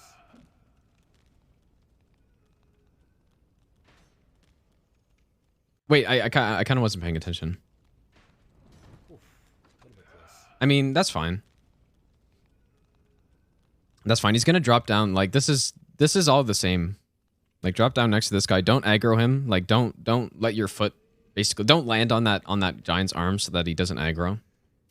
Alright, looks like we're Then you're gonna throw a bunch of skulls up here for all the rats, including the 2 big rats. Like Mr. Squilla, how you doing? Good yeah, morning. spook wasn't allowed. They didn't allow it, and Yeah, guys. he also doesn't have enough dex and vitality to survive it. So Follow. You should. I'm sure dungeon skip wasn't really a consideration anyways, though. To be honest. Spook. It was pretty recently Technically, yeah, when you peeped like last magic night was kind of all the way to like fine to use. right before the area Like maybe like 2 years ago when people was like, yeah, let's just like start using spook and stuff. Oh, he's getting. Yeah. So what I would do now if you're running through this way, Technically, yeah, and he throws a good skull here, but I would just throw another one, like another one backwards, because now you get the infamous rat cam, and so he's just gonna run through and hope to not get drained. Yeah, this is, man. I like, it's funny because like all this stuff I remember happening to me. Yeah, and it's actually fine. Like the rat won't catch you, but just like making sure you don't get drained through there. But yeah, the insane rat cam, and the rat will just chase you all the way up to this bonfire, basically, all the way up to where the gargoyle is. There's actually not that many clench moments in this run, though. Like, I mean, like the central Irithel thing, of course, and like dealing with fire witches. But other than that, it's been solid. Okay, this is the run for us. Like the strats aren't like, they're not too much different than they are now. Yeah, guys, go check out Harley as well. She's in Twitch Mates. She's wonderful. Yeah. No, I doubt it. Oh, and somebody's, it's finally past the Abyss Watchers, which is nice, but Yeah, dodge still got a lot this. to go. Should wait for the next one here. Yeah, I mean, this is all right.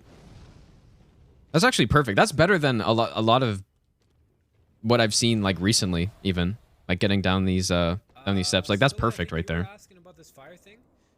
Like a lot of people have issues on these because they like try to, go too far or something, and then since there's so many like drops in elevation here where your character can just start to fall, like what I've seen a lot of times is somebody like they run off a ledge and then they try to roll the fireball, but obviously can't roll if you're in the air. So they get caught. This is exactly what you do. You just like stay patient, just sit in one spot, wait for that fireball to come, and then just get your way down. Like this is exactly how you should be doing it. Like a perfect example. If you're not going to use spook. Touch the ground, they can't shoot this fire anymore at you. Yeah, I've seen so many people get hit to that exact thing. They can, however, shoot individual Yeah. fireballs, but as long as you're sprinting, it doesn't matter. He beast. All right, here we go. All right, here we go, Yorm, dude. Coast King, hello. So this will be the old school Yorm where, you kind of just like run away, wait for an attack where you can charge up, and then you just wait again for an attack that you can get your shot off. If you're using Stormwheeler now, which I would recommend, probably you want to be staying in under his feet to bait out the like guillotine attack, and then you have during that attack you have tons of time to charge up, and then you can go back underneath and try to bait it out again to punish it, and that's the easiest way.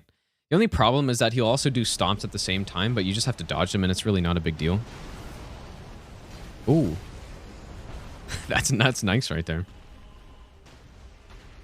The confidence that it's gonna land, dude. But yeah, I would just sit under his feet right now. Because Yorm is really awkward, actually, fighting him like this. It's really awkward because he's like chasing you, and like the charge up, like, kind of just makes it in time, and I don't know. He's probably gonna go for a shot here too when he gets up. And I used to do this, and I would not recommend this at all. But yeah, he goes for a shot there. And you can time it right, but the problem is that you can just not get staggered by Stormwheeler shots sometimes, so I wouldn't go for that at this point. Although I used to. Get the Superman jump.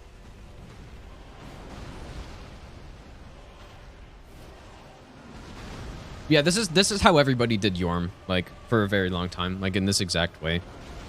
And then eventually I started using Twin Blades on him instead for like all bosses runs, and it was like crazy damage. And it was faster than a Stormwheeler fight doing this kind of method where you're like kind of sprinting away and stuff. Obviously the best way to do it is just to bait out the guillotine attack like I was saying earlier, but yeah, I didn't start doing that for a long time. But yeah, he's gonna outspace this, no problem. Not a bad Yorm fight. Yeah, that was a nice fight right there. Like doing that strat where you're running away, waiting for the right moments, like that's perfect right there. But yeah, definitely better ways to do that right now. This is pretty much the run decider here. Did he say it's pretty much the run, dude? The insane confidence on him. Pontiff Stair strat is probably the exact same. Like the Pontiff Stair strat is Careful like very old. with this shit over here. It's a very old strat. And I'm gonna do my best to focus. I think now, like I usually throw an extra skull at this point, but just treat it. yeah, this is where all the strats came from, dude. Because I can flawless this pretty well practiced. No problem.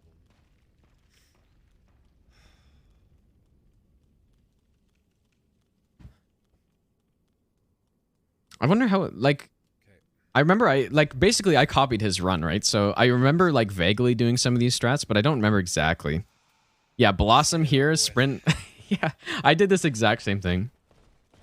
Used the Blossom as well to get that extra stamina for some reason. Yeah.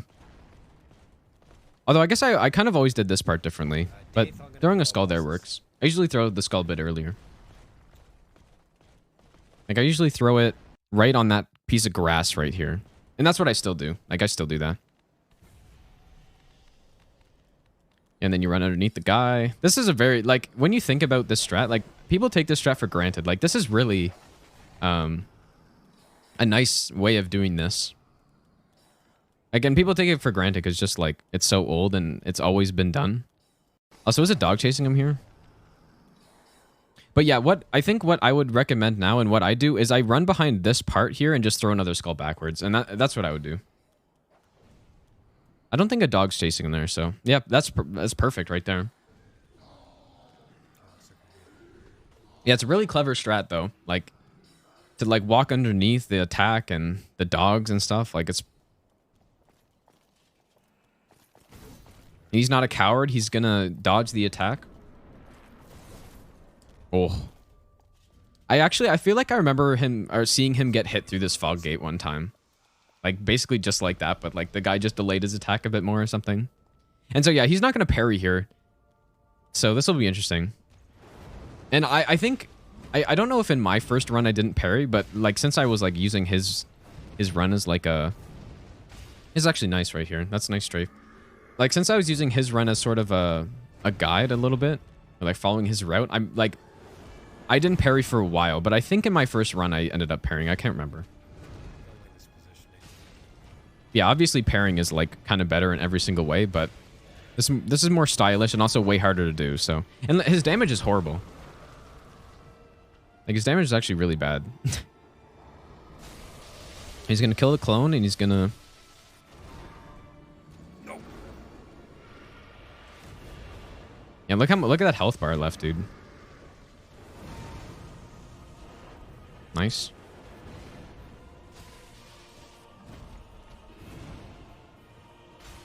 Yeah, there are definitely, like... You can no-roll a lot of this fight here. But this is pretty well done here. Like, there are a lot more, like, strafe punishes you can go for, like, here, right? So you can, like... What you can do is kind of just, like, you know he's gonna do that attack basically every single time when you're in this position. So you can kind of just circle around the right. You can even be really cheeky and use your weapon swing to lower your character's hitbox to go underneath this. But yeah, you can just like go to the side.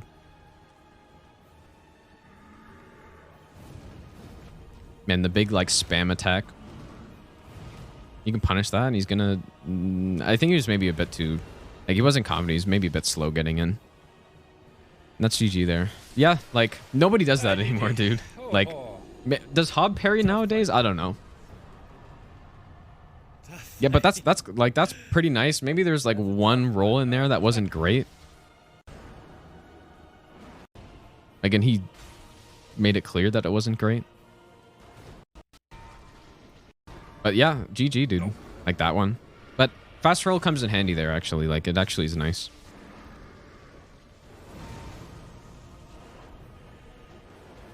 Hub doesn't parry. Yeah, that's... I mean, parrying is better. Like, it makes the fight just completely trivial, so... If anyone's doing a run, just parry, but... Jake Alavici, I thought you went. If you want to like make it harder, then you can just do that.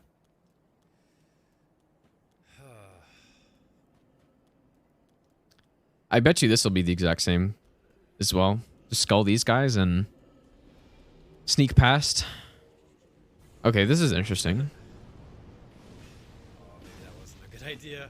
Yeah, I don't... I'm pretty sure that's not what he would normally do right here. Like, I think he wanted to run behind the thing, but then got, like, blocked and, like, didn't realize that it was actually going to block him. I feel Yeah, very vulnerable. Oh, he's not going to throw a skull backwards. Okay. I'd probably do that. Like, doing this, you're way more likely to get chased by them, especially when you're going to do this, like, slow walk strat through here, which he's going to do, I think.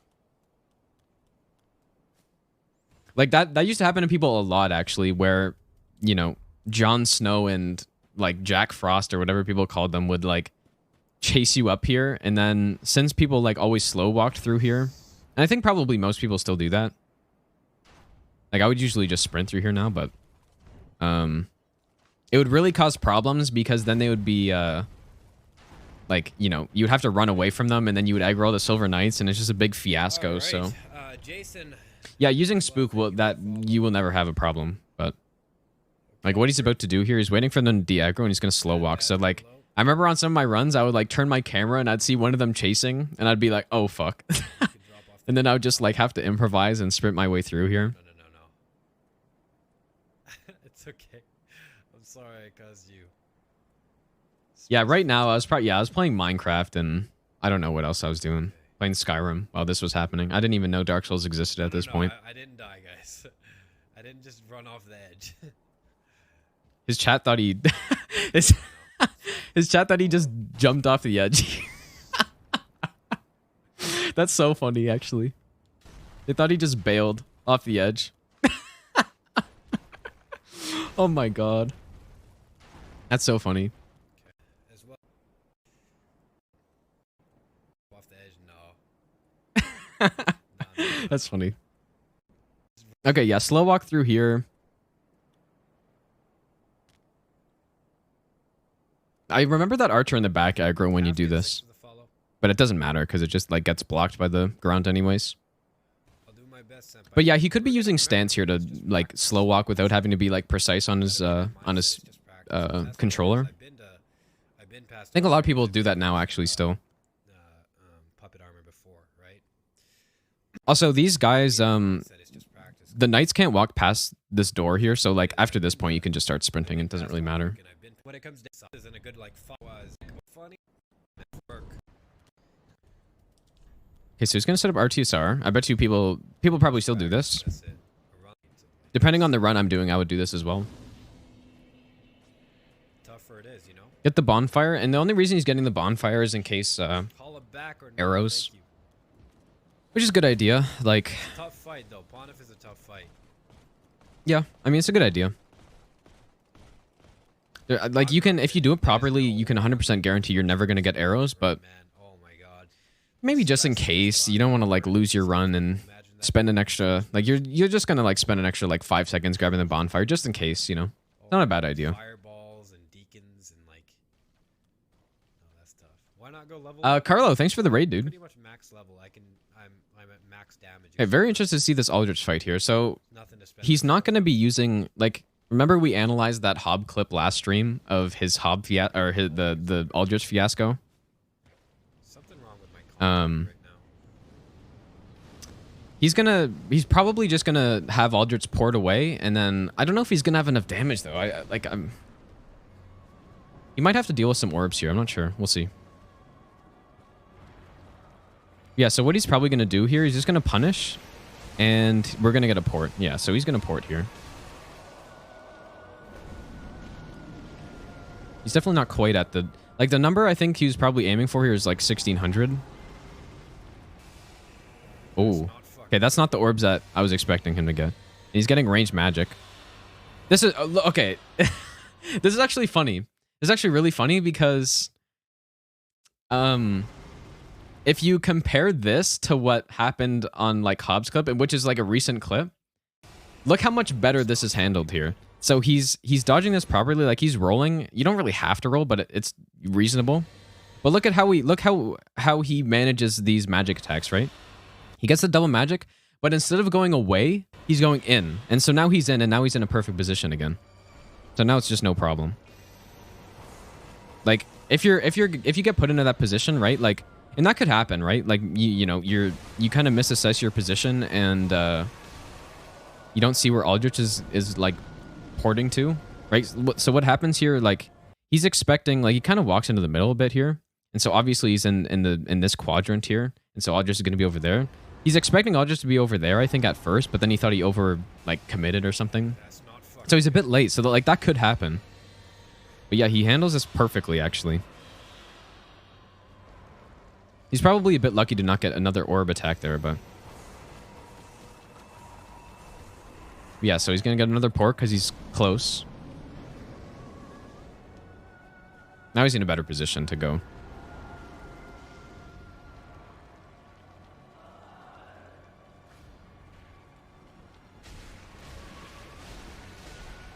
Okay, so he's just going for it here. That's phase 2. Like, he's gonna... I think he's... Like, okay, so I think what he's gonna rely on here is the... Oh, he's gonna bone. Okay. So, what happened here, he's just a bit late. And, like, you do have to be quite... like, you would... Ideally, you want to be about here. And you want to be... Like, he's just a little bit slow to get here.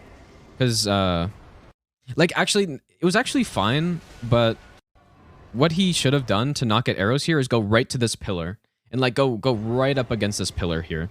But see, he's kind of far away. If he walked up right to the pillar, he would have been totally fine. Not get arrows, but... Yeah, that's why he grabs the bonfire, so... Yeah.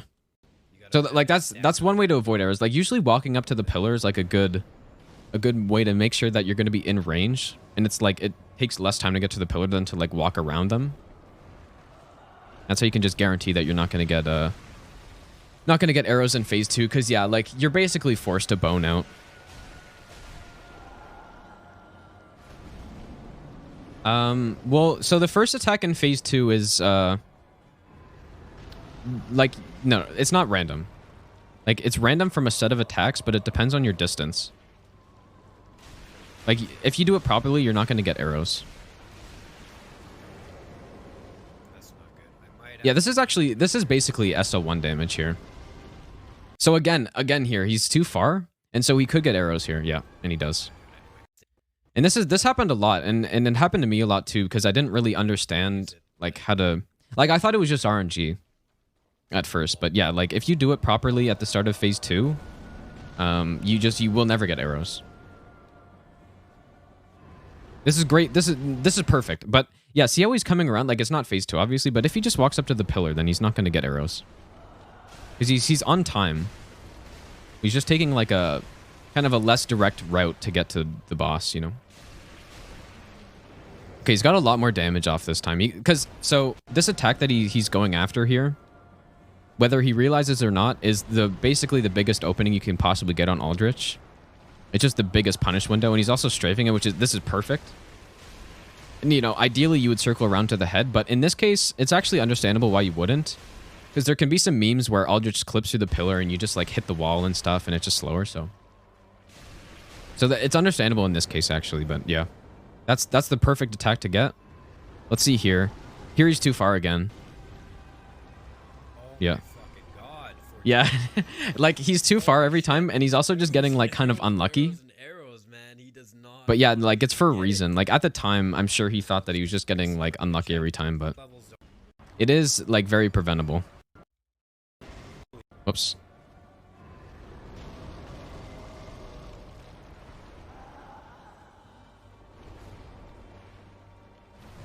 Oh, that was kind of scary, dude.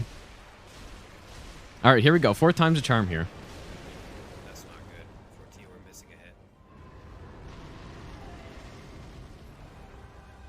Again, that was too far, but he didn't get the attack.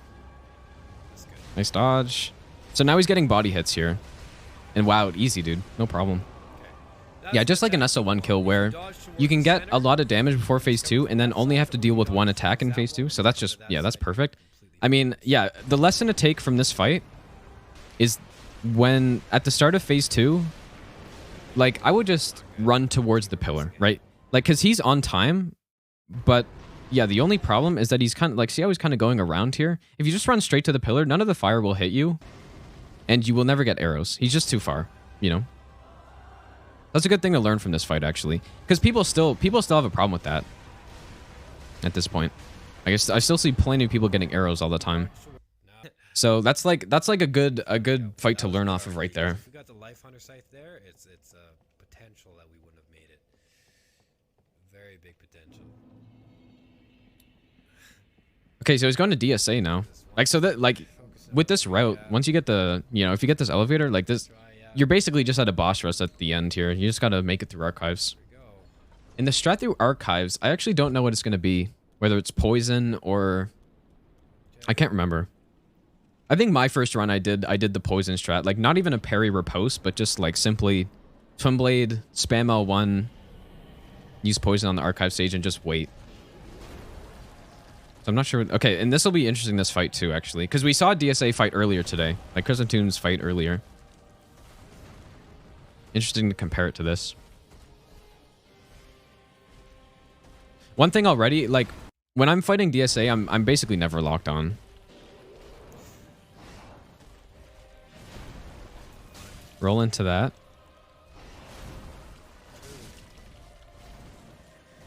I just don't like it's kind of a preference thing. I find it easier to get into the right position when I'm not locked on.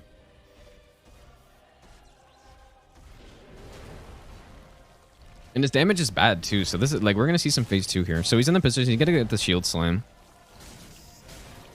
Yeah, again with the shield slam, like when I'm fighting DSA, I'm always trying to bait this out, right? So in this position, this is always where you want to be here, you know, to the back, like left leg, behind the back left leg of DSA. And you want to bait out this attack here. And then when he does it, you want to just walk through him, you know? That's what I would do, and then you get a big punish off. And that's what I was saying earlier with the other video as well. He's getting some good punish off, though, here. Like, that stamina bar. Yeah, shield slam. Yep, again, right? Like, you're in that position, and you can be really far back. Like, that's actually a good example of that, getting that attack. You can be really far back and get it, right? Like, look how far back he is here. But DSA, once he sees that you're in this position, he wants to shield slam most of the time. So, yeah, you can just cut back. This is actually really nice what he did here, though. Like, not rolling it, outspacing it, and then getting the big punish. That was actually really good there. But yeah, again, I would roll through that attack, try to get that to that position, and try to bait out another shield slam. Like, that's always what I'm trying to do on this fight. So, I'm curious how he's going to react to these lasers here. So, I think he checked to see what attacks they were doing.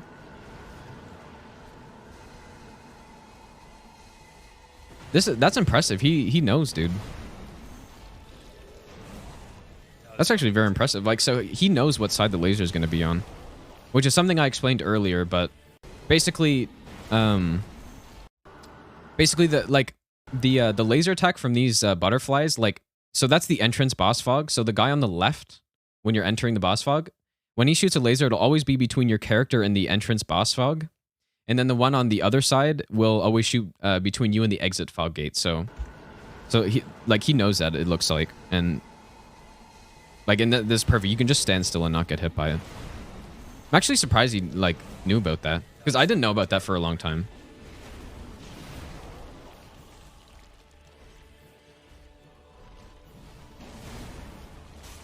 So he's in the position to get a shield slam. He didn't get it. That's just RNG.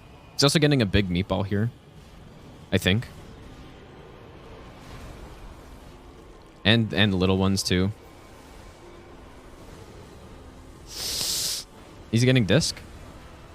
Okay, he knew. He actually knew. So he must have heard that DSA was doing the disc attack. Like, sure, he's panic rolling here, but he actually, like, that's pretty good, because you can't see DSA at all.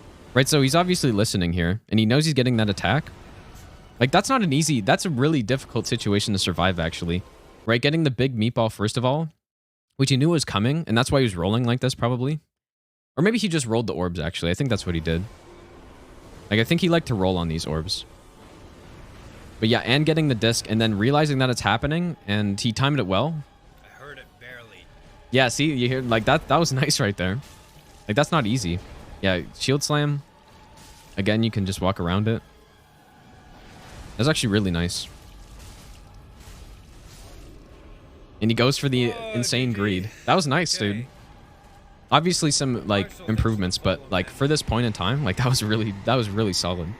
And like when people are doing twin blade runs nowadays for any percent, and that, you know, they got their +9 and RTSR and stuff. Swear to God, if someone's gonna hit me. Like they don't have to deal with any phase 2, Holy shit. right? Like most people have like a ton of decks, Gee.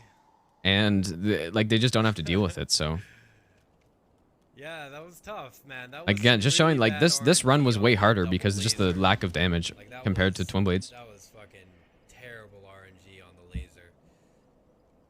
Oh fuck. He's also using this old school split counter Yeah, that was some terrible RNG. that I think I used it at some point too, like a web based one. I think at the time, Okay, I'm probably not at the gonna time there legit- was there wasn't another one anyway, so I Split, guys. think I used that one for a while. This is a hard. Okay, so what is happening here?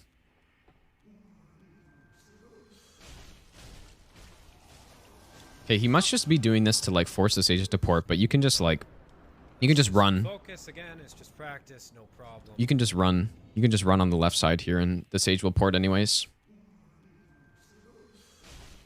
Yeah, Naboisha's hit counter.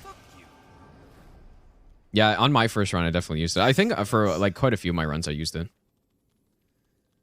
After struggling to find how to actually like access it, because I could not find it. I don't know if anybody else. I think they just didn't know about twin blades, Carlo, at this point. And a runner by the name of David Tanker, they called them, or they called it the David blades, because he was a speedrunner that started doing no hit runs, and he started using them, and it's like everyone's like, holy shit, it's insanely good. Okay. Just practice. Okay, so what is going to happen here? Because like this is fine. This is what I do with most of my runs here. I don't knock the sage away. I come up this ladder and then I throw a bomb. It is safe to wait on this ladder. Okay, this is interesting. Okay.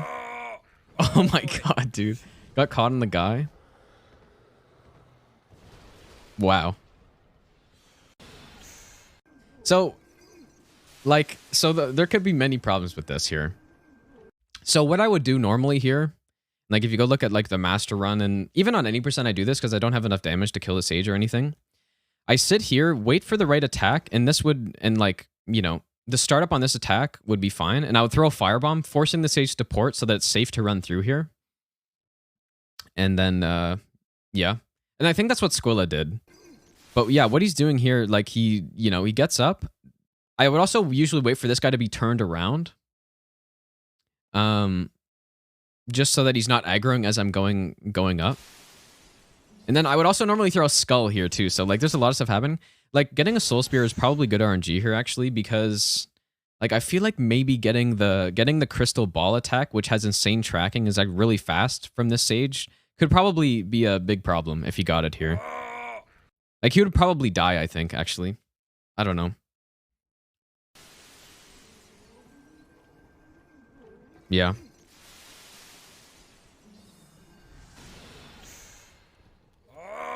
And then, dude, the meme getting caught on the candle guy. Yeah, and then also what I would normally do too, and I've seen Squilla get hit countless times like this. Oh boy. Like when he does the firebomb strat, like normally he just sprints off of the ladder ledge, and then you can get easily crystal rain there. But what we do now is we go into the secret room here, and we just wait. We just wait for everybody to de-aggro. And that's Holy shit. and that's by far the safest way to do archives if you're not going to kill Sage, and it's super free. Okay, here we go. Still I love his not reaction, doing that. dude. No, fuck this, man. I mean, that Soul Spear wasn't that scary, but... Itches, goddamn, my eye itches, ear itches, nose itches, I don't know. And yeah, this is definitely before the poison strats. So I remember, like it must have been in Faraz's all bosses that I like got the poison strat from, because that's what I used to do. Okay. Gargoyle. Just a gargoyle. And he's gonna dodge past this gargoyle here. That's what we used to do, and I got hit a few times on him. And that's what caused me to come up with that strat to like bait him off the edge. Just a gargoyle. Don't hit me, don't hit me. Charge. But yeah, dodging past the gargoyle is fine if you like are fine with his moveset. We're good. Gargoyle's So, done. like, it's a reasonable thing to do.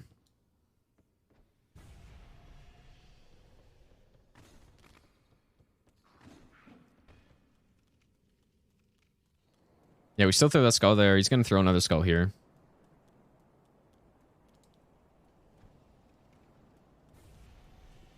Now, what are his strats gonna be for the stairs? I wonder. He might do like what I did for a really long time was a single skull on the stairs and just sprint through it all. Now I don't use any skulls because it actually makes it worse. But I'm assuming he's gonna do the same thing. I don't know why it doesn't really do anything, but I like. Yeah, this is yeah. I just copied him, I guess, because this is what I used to do. But yeah, no skulls is more consistent actually. And it's because with skulls, the archers become a little bit less consistent with when they shoot because, you know, maybe they're going after a skull, maybe they're not, right? It's just the simplest when you know what every enemy is going to do every time. And so that's why, like, not throwing a skull is better. But that was actually perfect. Like, dodging these enemies up on the stairs here. Like, you can actually, like, since, yeah, like, that's perfect. And he rolls at the right time here. Or, I mean, he outspaces this, so it's no big deal. Okay, we're at Prince's. We're at Prince's. Okay, we're at Prince's, man. We're at Prince's. Yeah, and so at this point in the run, right, like... We're at Prince's, and... You've got 2 bosses left. All the running sections are done, so it's like... Basically. He's probably going to go get his +5 here, so... Yeah, he goes and gets the slab. Which is quite slow, but... People probably still do this, and he's going to set up R2SAR and go fight Princes. Holy shit, dude. What is this? If I get hit, honestly, if I get hit, doesn't matter. Oh, that was... Oh my god. If I get hit, it doesn't matter. Oh my god, dude. That's probably like 3 health. We've done this before. That's crazy, The more dude. times we do this, the more PBs we get on Princes, the more likely it's just change to Soul of Cinder, and then from Cinder, it's more likely to be the 0-hit run. My god, that's close. So, I just fucking glanced over. At Yeah, a that's called an blank RTSR setup right white there. Space where chat used to be. Okay, so he's got Blood Ring, and what he's gonna do here is on the... So with Blood Ring, what you can do here is... And I remember him explaining this at the time, and I'm like, oh, that's awesome. But yeah, with Blood Ring, what you can do on the teleport attacks, you can kind of just roll in the same way every single time and not get hit. It's because Blood Ring gives you so many extra frames. And yeah, at this time, what Gio was saying, it's probably 17 iframes with Blood Ring at this point, because it did get nerfed at some point. And I don't know what patch this is on, but... Can't see the amount of damage he's doing, but he's probably doing around 300 damage, maybe a bit more. Like, it's not going to be a lot. Yeah, it's not a lot. This is good. It's probably not going to be, like, strafing too much stuff here, but... Okay, so... What happens here, and this is why Princes is hard, right? Like, a lot of people choose Princes, and I think it's probably to avoid this. Or maybe just to avoid everything, but... Look how hard this is to, Look how hard this is to track, okay? Like, you can't see what attack he's doing. Like, and for what he's doing with Blood Ring and stuff, like, it doesn't really matter. But, like, look at this. This is what you want to avoid. And this is why Princes are so annoying, man. On, like, long fights. Because you just can't see what he's doing. And it's because the particle effects from the teleport animation get in your way. And that's why, like, that's why I started walking, like, out, trying to get away from these teleport particles whenever he, like, he does a teleport attack. Like, I try to get away from these as much as I can so that they don't block my view. Because, yeah, you just can't see what's going on here. You know? Like, in this case, you know what attack he's going to do. But my point is the same. Right? Because there's different types of teleports, and, like, he knows what attack he's going to do there, so no big deal. Like, it's when he does a blank port.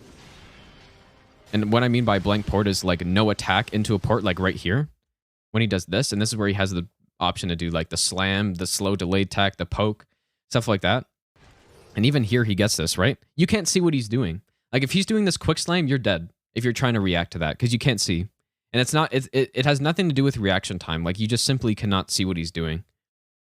And so, yeah, this is what you want to avoid here. But you'll see, like, he's going to roll this way, and he's just going to dodge everything, because that's just what he does. And that's what you can do with the Blood Ring. Like, that's a safe thing to dodge. I wouldn't recommend doing it like that. But, yeah, you can.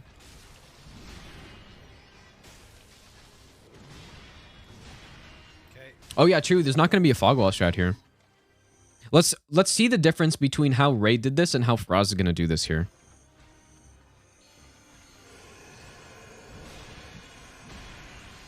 Yeah, so look, so for those of you who were here last week or saw the YouTube video of run review, what Ray did is he kept locked off and he just kept walking in a certain direction and then just like kind of randomly rolled.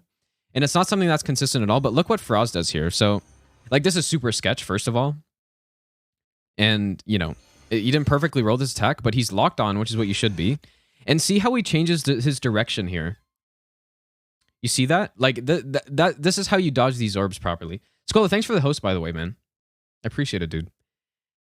Like, this is what the mistake that Ray made in his run, and he got away with it, of course. But look, so you have to very quickly react to where Prince is going to port to, and then you have to continue in the direction that you're walking to avoid getting caught by any orbs, right? Like, the whole way to dodge the orbs, of course, is to walk perpendicular to them. Okay.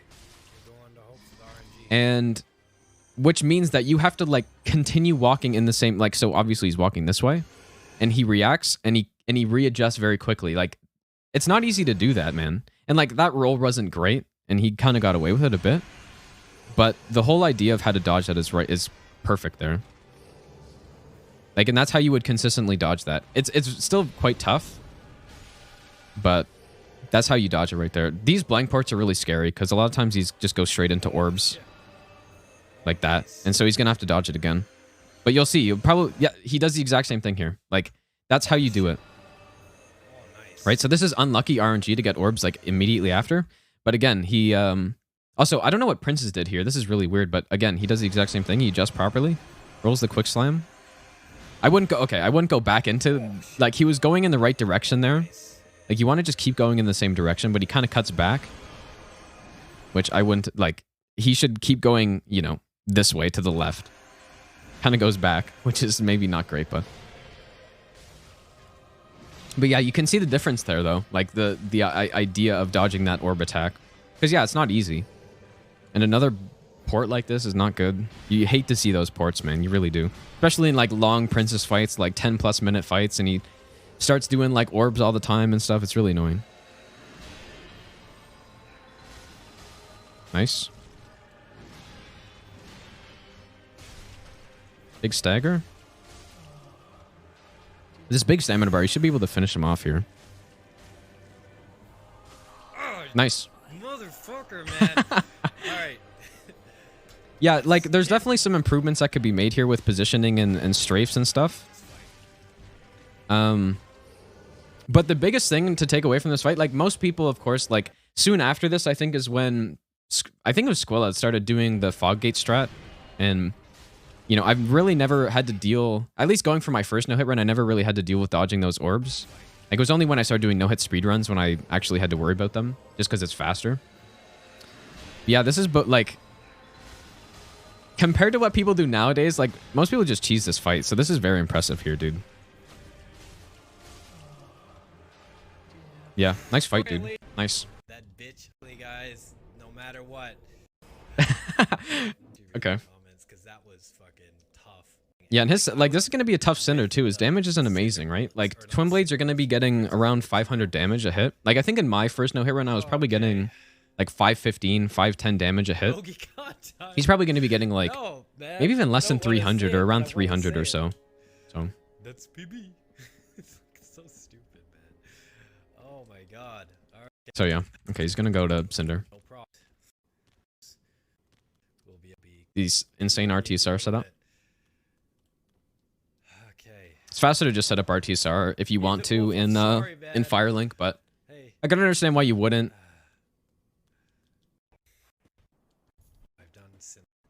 Look at the chat, dude. Just like my chat when I'm about to get a run. It's basically the same. All right, let's see this here. It looked like he wanted to strafe that, but that was actually nice. Oh boy, that's... Tight roll, dude. That's close. I mean, even without Blood Ring, he would have survived that, but... Nice. Nice. Like, right here, you want to roll into this spot here. You want to roll here, and he will never follow this up. So what he's doing, like, the reason why he delays that punish there is because he knows that it could be a follow-up there, and he can do, like, a triple, so...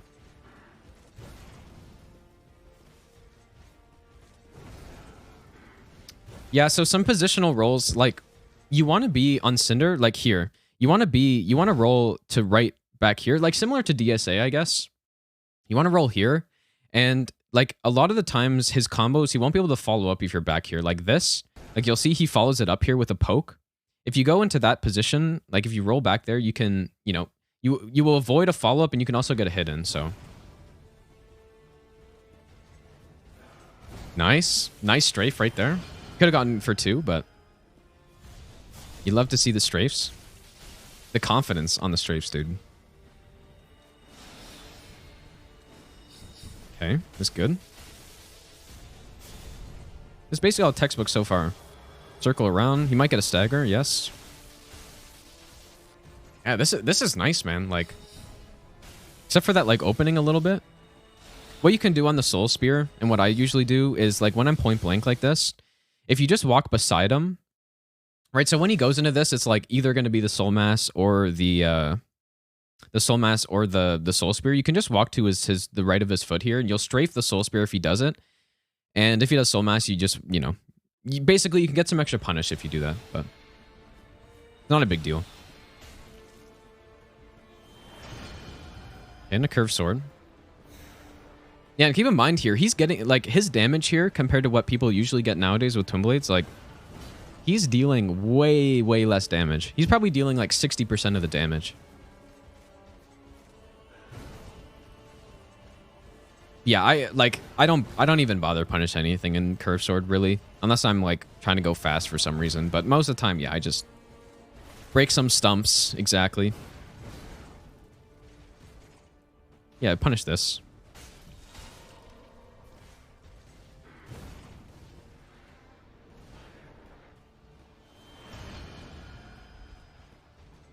Is a spear here? Yeah, he's gotten all the phases, dude. Nice. So he's playing this ranged here. Not punishing that. I think I used to do this as well. I used to stay at range in this phase and not really punish it that much. Obviously now I stay in close. He's gonna roll into this. Nice. Not, yeah, like, miss maybe a few punishes there, but not a big deal. I've seen a lot of people just, yeah, like, exactly, Faraz. Yeah, I've seen a lot of people, even now, like, just not punish spear at all. Like, just stay super far ranged in spear phase, so. Like, that was more punish than I actually expected there. Okay, he's probably going to go for hits here, which is not safe. I think I did the same thing in my run, too. Like, there's a small chance that Cinder can just instantly attack out of that, so can't really go for hits there. This is a one-handed jump, and he actually recognizes, like, this is, I wouldn't go for this punish here. Like, so he's doing a one-handed jump, and, like, he can follow this up, and so he notices that he's not going to follow up, but then he can do some quick attacks out of this, so I probably wouldn't go for that.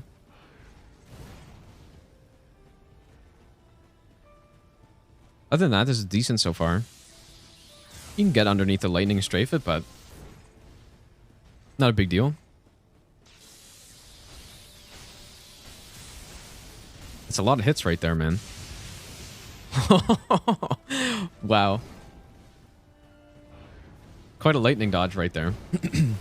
So the strat for lightning now is insanely good. And I came up with it because I decided I got hit by Cinder during lightning rain for the last time. But what you can do is go for, like, basically this amount of punish, but you circle around behind him, forcing him to do an attack, and then you roll directly away from the lightning. So it's the perfect lightning strat, basically. Like, there's no possible way you can get hit unless you make a mistake, which is exactly what you want in a no-hit run. You don't want it to be RNG. You want it to be, like, if you don't make a mistake, you just don't get hit. That right there is probably not consistent to go for that many hits, but...